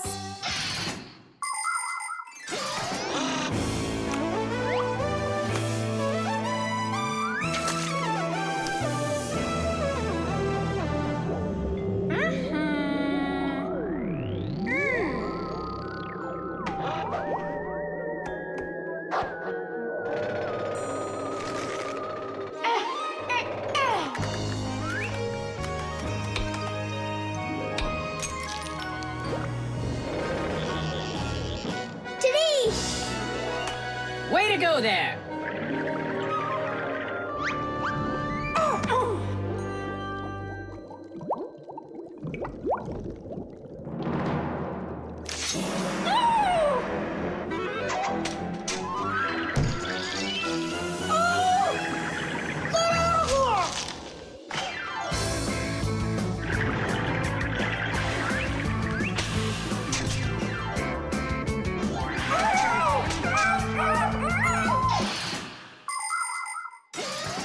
There are lots of ways for people to breathe underwater. As an experiment, try putting an empty glass upside down in water, and you'll see that some of the air stays in there. That's the idea behind the ancient diving bell. An empty bell was lowered under the water, and some of the air remained in there for the diver to breathe. And about 200 years ago, the first diving suits were invented. The diver got air from a hose that started above the water. This let the diver spend a long time under the water and even walk around on the bottom, but just not too far. Later on, people learned to squeeze a lot of air inside of metal tanks, and that's when scuba diving started. Scuba divers breathe the air stored in these tanks so they can swim freely and even dive deep down below the water. Our work is done. The light is on, and the filter is working. And the fish look so excited! As if they're not fish, but monsters. Thank goodness they're behind glass. Papus! Just hang on. We'll be right there to save you. But I don't even have my pack-a-mat. Ooh, look how they're chopping their teeth. They must be so hungry. You're right. They're hungry. Nolik, come on.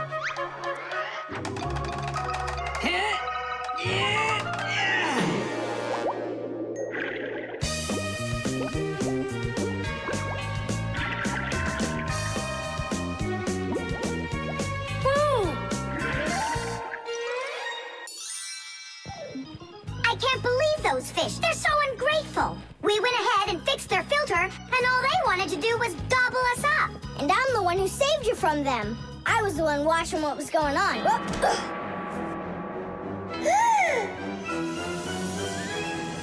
Oh, gee. Hold it. Do you think giving her some food will help? As long as you're not thinking that food is me. The Electric Kettle. That's 4. Come on, Tom Thomas, just one more. Come on now, Tom Thomas. I know you can do it. 5. That doesn't count. That doesn't count. No, your chin was below the bar. Whew, that's all. I can't do anymore. You weakling. You're the weakling. I'm not. I just haven't eaten in a while, and that's why I lost my strength. You're a slave to food, Tom. And you see, that's the difference between us Fixies and you humans. Many people wrongly assume that the only way Fixies could live is by stealing food off of humans' tables. Or worse yet, by stealing it from their refrigerators. That's just a lie. It's not true at all. Fixies don't eat any kind of human food. So then where in the world do the Fixies get their energy, you're wondering? It's very simple. A Fixie's entire life is connected with devices. Fixies not only live inside of devices, but they take care of them and help them live longer. And in return for their help, these devices share part of their energy with the Fixies. So there you go. The Fixies help devices, and devices help the Fixies. Yes, we Fixies and machines have a symbiotic relationship. So we don't eat leftovers like cockroaches, because we're Fixies. 1, 2, 3, low! How's it possible that a big boy like you doesn't know how to make any food for himself? I'm able to cook, but I'm not allowed to turn on the stove. What can you make without it? Oh, yes. We have instant oatmeal. Look. Do you like oatmeal? You're joking. Only my folks say oats are healthy and make you stronger. Great. Well, then how do you cook it? It's not hard. All you gotta do is add hot water, and I'm allowed to turn on the kettle. Stop and check if there's water in there. If there's none, you can burn out the kettle. It's got enough. Then you can turn it on. Hey, tell me, how does the kettle turn off? I mean, how does it know when the water's hot enough? Inside of an electric kettle, there's a heater hidden underneath its bottom. When you turn on the kettle, the heater warms up the water until it boils. And the boiling water gives off steam that heats up a special metal plate at the top of the kettle. The heat causes the metal plate to bend, and that turns off the switch. So you could say that an electric kettle feels when the water's boiling.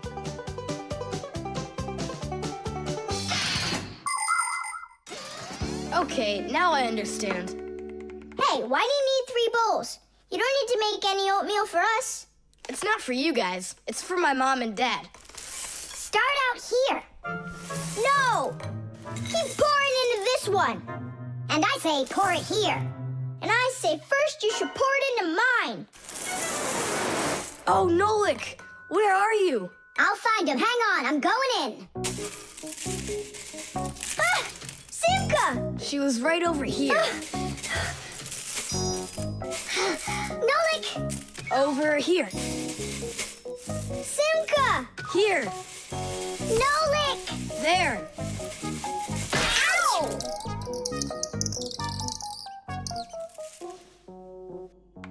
Hey, where is your other boot? It got lost. Up there in the oatmeal. That must be your parents. Let's get out of here. Hey, and what about your shoe? Don't worry, I got another one. Hi, Tom Thomas, we're back. You must be hungry. We'll make you something to eat. But I already prepared us some food. And the water's already hot. Wash your hands. Tom Thomas, don't touch that kettle if it's hot. I don't want you to burn yourself. Yum, yum, yum, So yum. today we're eating oatmeal for dinner. Delicious. Maybe you have something else? Why something else? You're the ones that say that oatmeal's great for you and that it makes us stronger. Well, yeah, that's what we say. I'm glad that our son pays such careful attention. Isn't it delicious? Really? Huh. What's that? Oh, look, you found the boot, Dad. What? It's nothing. Just eat your food and don't get distracted. I'd like to see that oatmeal all gone, okay? And whoever doesn't finish won't get any candy. The keyboard. 5, 4, 3, 2, 1. Ready or not, here we come.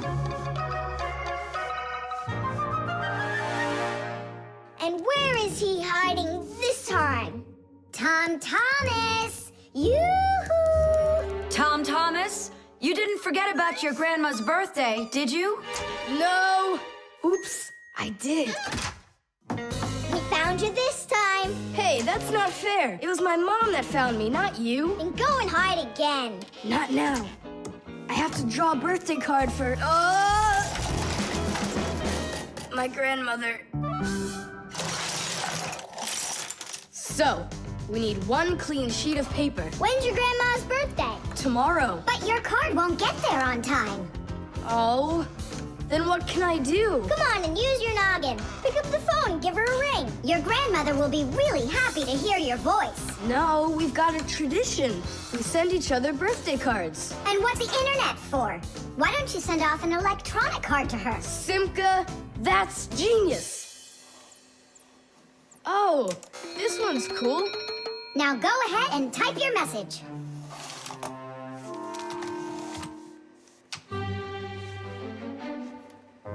The letter D isn't working.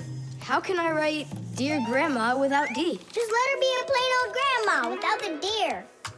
But the letter G isn't working either. It looks like we could use a pack-a-mat here. A pack-a-mat? What for? To clean off the keyboard's contacts that got all dirty. What contacts? A key on a computer keyboard works pretty much the same way as a doorbell does. When we press on the button of a doorbell, the contacts inside touch, which lets the electricity flow that makes the bells ring. And when we press a letter on a computer keyboard, an electrical current runs from the keyboard to the computer, and that letter appears on the screen. But if there's dirt between the contacts that stops them from touching, then the current can't flow.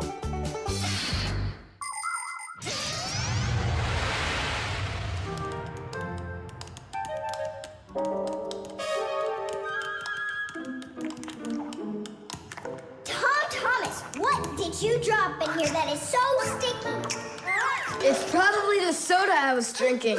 And so you shared it with the keyboard? Here's the reason why it's not working.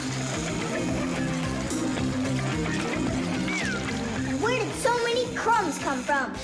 They fell off my sandwich.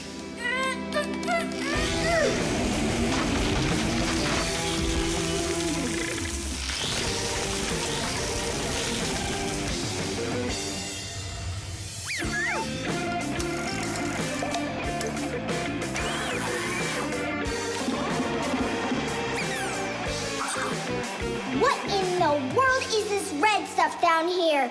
That must be the sauce for my mushroom pizza. Oh, Nolik. Well, now it looks like we're gonna be out picking mushrooms. The Fixies are always ready to help people out, but there are some people we really don't feel like helping.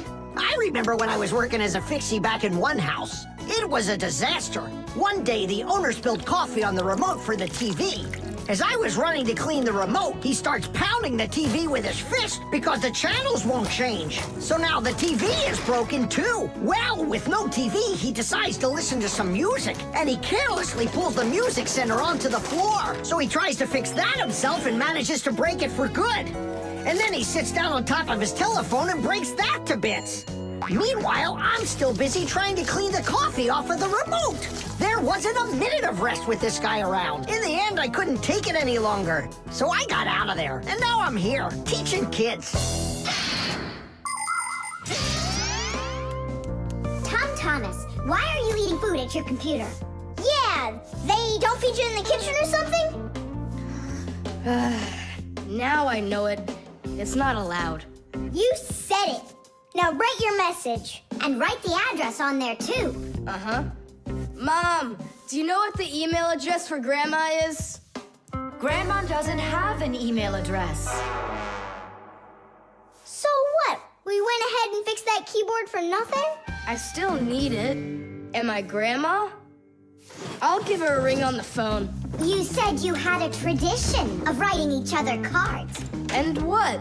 Grandma will be happy to hear my voice. That's some original idea, huh?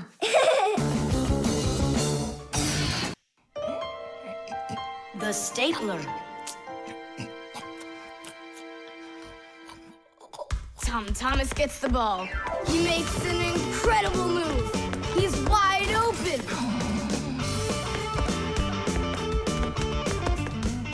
The goalie sees him and he screams in horror. He shoots and score! Yay! Tom Thomas, stop kicking that ball. Your school concert starts in 30 minutes, and I don't want to iron your pants again. All right, Mom. Just one more time, huh? No, I'm sorry. Mom said I have to quit kicking the ball. But Mom said nothing about dribbling the ball. Go, you can do it! You can do it! Yeah!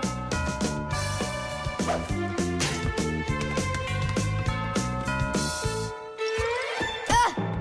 Whoa!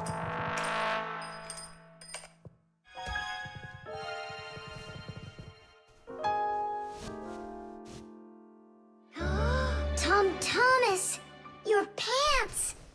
This can't be! These are my special concert pants! Ugh. Yeah, how will you go now? Well, your mom does have enough time to sew them. I'm scared to even tell her about it. She said that I had to stop playing. Hey, I've got it! Here! You think we should fix the rip in his pants with a stapler? Yeah, isn't it a good idea? I gotta try it out. You do. Like this? Stop! Why? What's wrong? My nose itches. That's all. Let's go. You're right, Nolik. It works. That is super! Yeah, the stapler's really great. Do you guys know how it works? Just keep stapling and I'll tell you. The staples for a stapler are lightly glued together. That way you can load many staples at once instead of one at a time. And a spring pushes the staples to the front. When you push down on the arm, a metal tooth pushes the front staple down through a thin space. And the staple punches holes in the paper. Next, the pointy ends of the staple push down onto a plate. And that makes the staple bend behind the paper. And there you go. The papers are fastened. So you could say that we're sewing, but using a stapler instead of a needle. Yeah, and it works even faster. Huh? What's going on? Could it have run out of staples?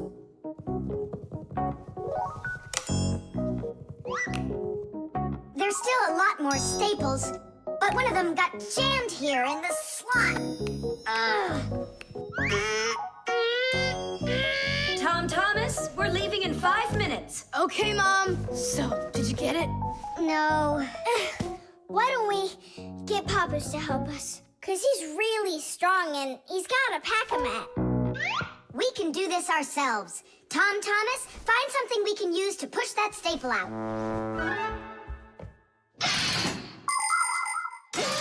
The stapler is not a very new invention. It's been said that the French king, King Louis XV, had a stapler made out of gold and precious gems. Unfortunately, it could only hold one staple at a time. Modern staplers are much more convenient, and people have come up with so many kinds for paper, for plywood, and even for skin. Yes, surgeons often use them during operations. Then there's the staple gun that's used to upholster furniture. And its older brother, the nail gun, can even be used to hold together the walls of a building. And here's an invention almost as important as a stapler. It's the staple remover. With its help, it's possible to remove the staples put in by a stapler. How about the screwdriver? That'll work. Look, the screwdriver fits perfectly into the slot. Ah, that's great. Now push that staple through, only keep your fingers out of the way, or you won't finish sewing. Tadish! It's still not Tadish. You haven't fixed your pants yet. That's it. They're done. Now we can say, Tadish! Tom Thomas, are you ready? Of course. My idea with the stapler was smart, wasn't it? And Tom Thomas's mother won't notice a thing. Will too. Just wait till she washes them. The pen. Not here either. Tom Thomas, are you looking for me? No, for a red pen. I need it right now. What do you need it for? Here, look what my teacher wrote in my assignment book. Bad behavior during the lesson, fidgeting, and talking. What are you gonna do with a red pen? Your teacher left something out? I thought maybe, I could fix it a bit. I hope I find that pen.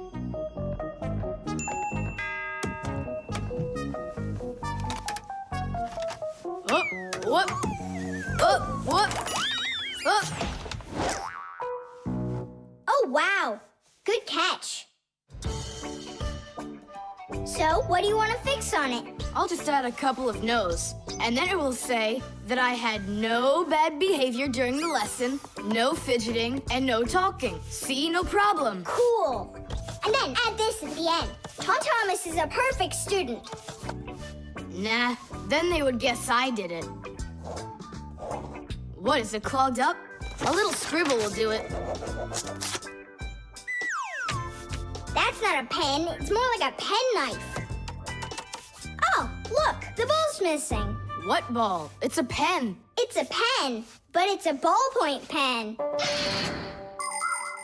Old-fashioned pens work by dipping the pen into a jar of ink. But with a ballpoint pen, the ink is stored inside of a tube that has a metal tip on the end with a small steel ball. Well, small for humans, that is, but of course, for Fixies, it's quite large. When you drag the pen across the paper, the ball spins around and gets ink on it from inside the tube. Then it turns over and the ink rolls out onto the paper. So without the ball, a ballpoint pen won't write at all.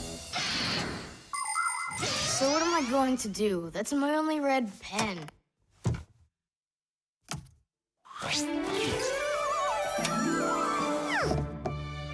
Hi, everybody. Why do you look so sad?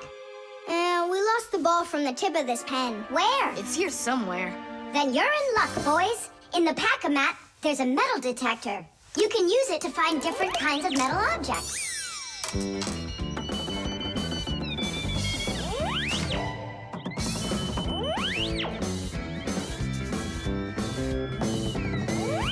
Nah, that's not it. I can see that myself. It's not on the table, Nolik. Until not that long ago, humans used pens that had to be dipped over and over again into an inkwell. This was quite inconvenient, and so to make writing easier, the fountain pen was invented. A fountain pen could be filled up with ink, so it could write for a much longer time. But fountain pens would often leak, leaving blots of ink on the paper. This problem was solved with the invention of the ballpoint pen. Ballpoint pens are simple, handy, and reliable, except that you can't write with them on a wall or upside down for a long time. That's because the ball uses up the ink on it, and the ink can't flow up to the tip. But even this problem has been solved. There are now special ballpoint pens that can be used by astronauts floating in space.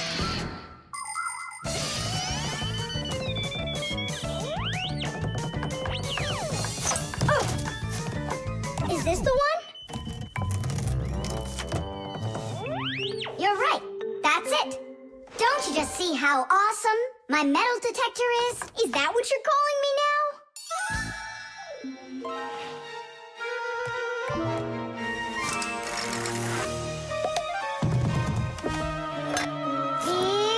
Yeah! Tom Thomas, help us.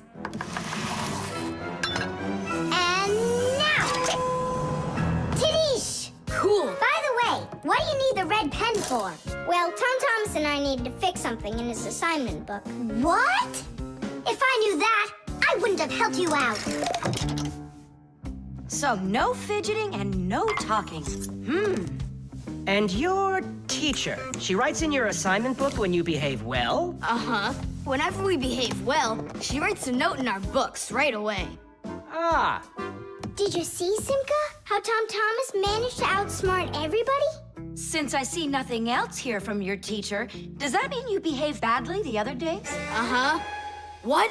Well, Did you see, Nolik? How Tom Thomas just managed to outsmart himself?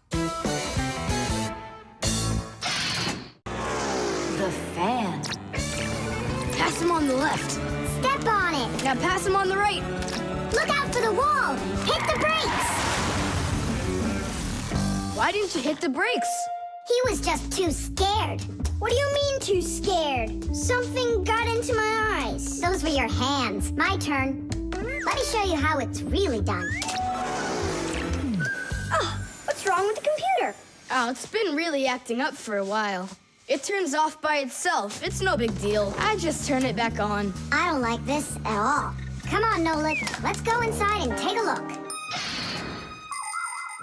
Just like people, machines can get sick too. They can get a very high temperature and even start coughing and sneezing. And if a machine or an appliance gets seriously sick, sometimes it can be too late to fix them at all. So wouldn't it be better if we could keep them from getting sick in the first place? Everybody knows that people who look after their health get sick less often and live longer. And the same goes for machines. Machines break less often and live longer if they're properly taken care of. That's why machines need to be checked from time to time and cleaned and oiled. And that's what's called preventive maintenance. And preventive maintenance is something that always should be kept in mind by humans and by Fixies.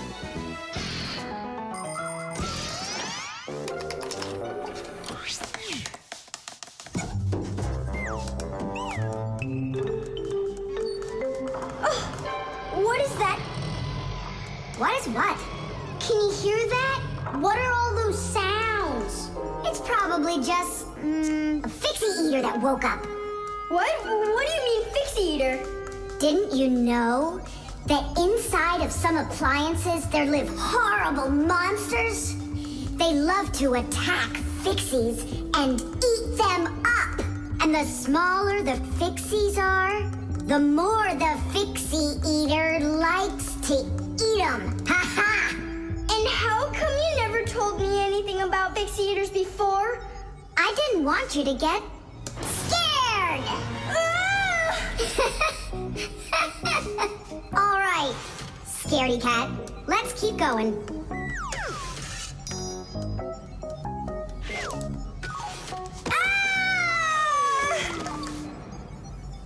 Simka, where are you?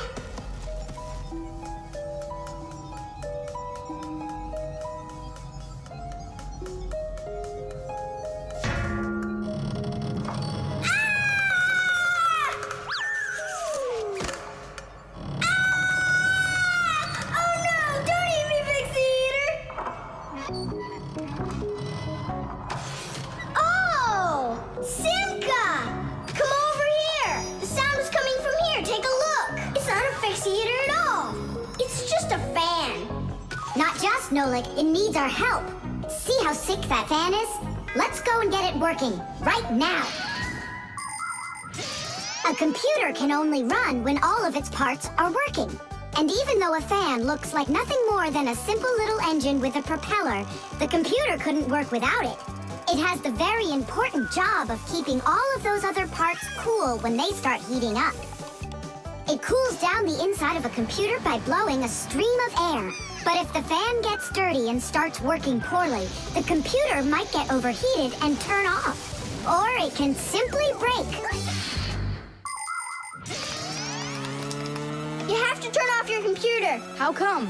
I'll tell you later.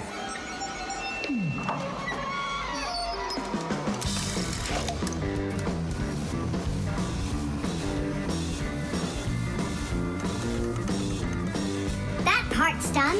Now we oil it. Let me try. All right. It's oiled up. Just like your nose. Tom Thomas! Turn it on!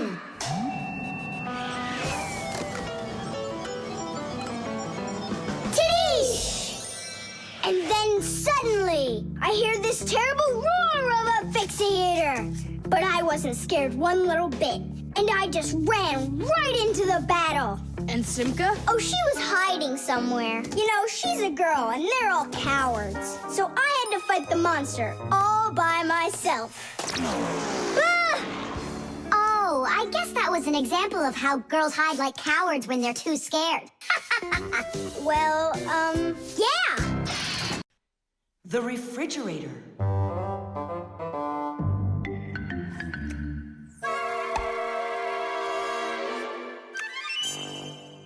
Good job. My homework is all done.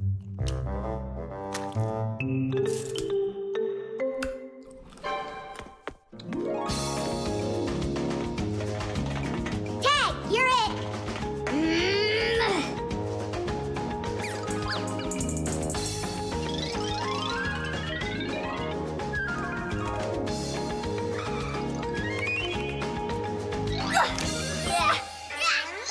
Haha, Tag, now you're it. Simka, I'm stuck. Help me.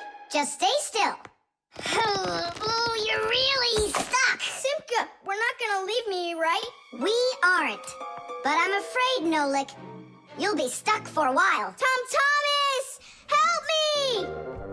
What's going on? Look, this blob of white stuff grabbed onto Nolik and it won't let go of him. Oh, it's a piece of gum. It's my bubble gum. Oh, thanks a lot, Tom Thomas. Now what's the plan to get me unstuck from here? Here's what we do. It's gotta be frozen. Once I sat on gum too, and my mom put my pants in the freezer. The gum froze up and it came right off. I don't want to go into the freezer. Don't worry, Nolik. I'll stay right here with you. Just hold on. It won't take long at all. Huh. Why do I need to hold on? The gum's already holding on to me. Simka, do you know why it's so cold in the freezer when outside it's warm? I'll explain it to you. A refrigerator has a pump that pushes a special liquid through a long tube. Inside the refrigerator, the liquid in the tube wants to turn into a gas. To do that, it takes the heat from everything inside, and that makes the refrigerator cool. Then the pump sucks in the gas and pushes it out as a hot liquid into the tubes on the back of the refrigerator. That lets all of the heat collected from the inside escape into the air outside. I wish I was somewhere warm. Hold on. I'll go get us some warm clothes to wear. I don't want to hold on. I want to go with you. Just hang in there. I'm hanging. Tom Thomas, open up!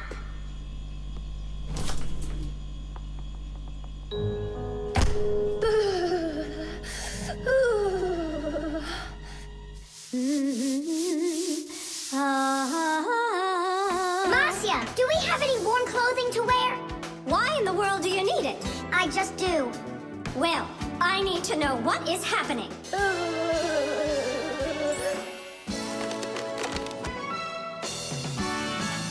Hooray! Tom Thomas, Simka, open up the door!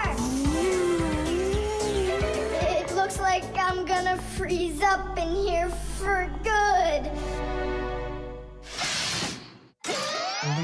A Fixie is constantly surrounded by all sorts of danger. Inside a dark freezer, a Fixie can lose his way and freeze to death. If he's not paying attention, he can drown inside of a washing machine or inside of a dishwasher. And a careless Fixie is always at risk of getting an electric shock. Or suppose there's a short circuit inside of an appliance that starts a fire. If this happens, you need to run away if you want to survive. And what about humans? Well, they don't even believe that we Fixies exist at all, so they can accidentally drop something on top of a Fixie, or step on one, or kick us across the room. So if we don't get out of the way in time, So what I'm saying, Fixies, you need to be careful out there and pay attention. So be smart and stay safe, fellow Fixies. I don't understand this at all. He was right here. Poor Nolik. I wonder where he went. Look at this, footprints.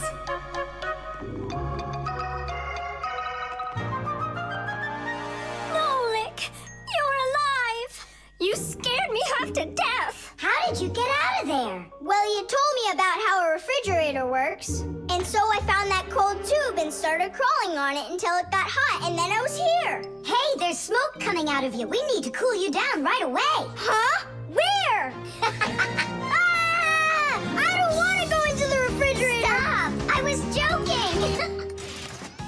Look how it froze. I could break my teeth on it. You aren't gonna chew it anymore. I'd never do that, not after Nolik sat on it. Well, you didn't need to stick it where it doesn't belong. Hey, I apologize. I'll go and throw it away. Maybe you'll try the trash can? The magnet.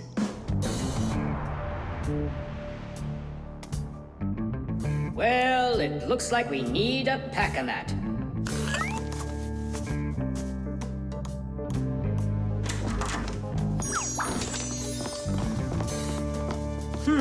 Where did this screw come from?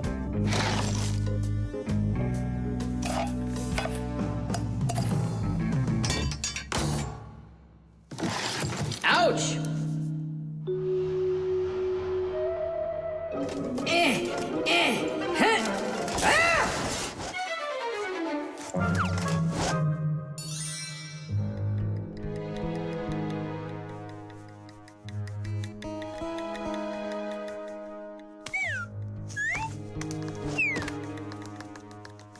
Papus isn't in there either.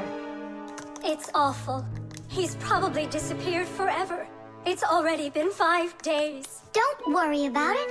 We're gonna find him for sure. Yeah, we'll find him for sure. Let's go take another look in the kitchen. But we already looked in there. We'll look better this time.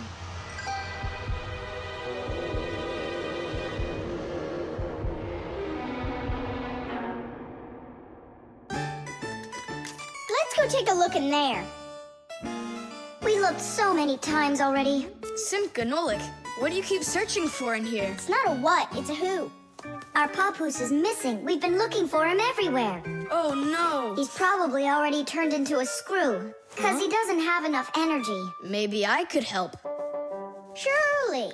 Let's start with you picking us up. We're just exhausted from running.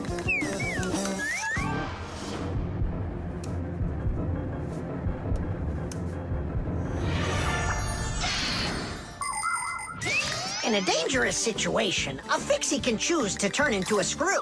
But sometimes it happens all by itself. For example, when a Fixie doesn't have enough energy. When this happens, the Fixie grows weak, gets sluggish, and then goes into hibernation, turning into a screw.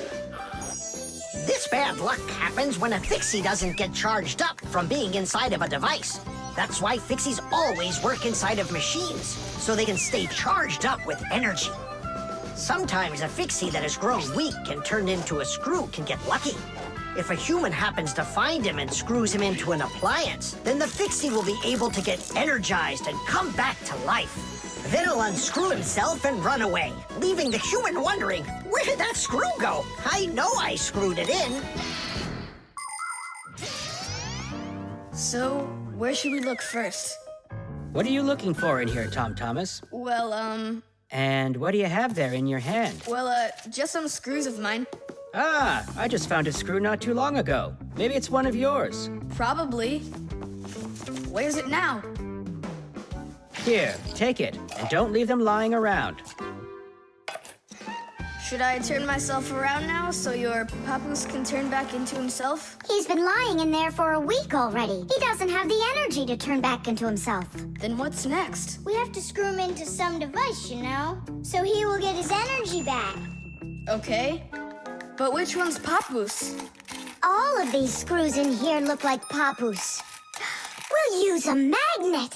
How come? All of the screws will just get lifted up together. First of all, not every kind of metal is attracted by a magnet. It's an easy thing to see for yourself. Just get a magnet. You probably have one in your house on the refrigerator. Try moving it close to different metal objects you have around the house, like a spoon or nails or coins. You'll notice that some of the metal objects are pulled very strongly by the magnet, while some of the metals are pulled a bit less. And then there will be some metal things that aren't attracted to the magnet at all. Got it. And the second thing? Well, the second thing, we Fixies aren't attracted to that magnet one bit when we turn into screws. Let's give it a try. Here, I found him. And now we'll screw him in. I wonder, are there any other Fixies in here? We're not enough for you or something? Not at all, I just wonder. Nothing. Oh, and the screw went away. How about that? He already got charged up and unscrewed himself. Why don't you take a little rest after such a big adventure?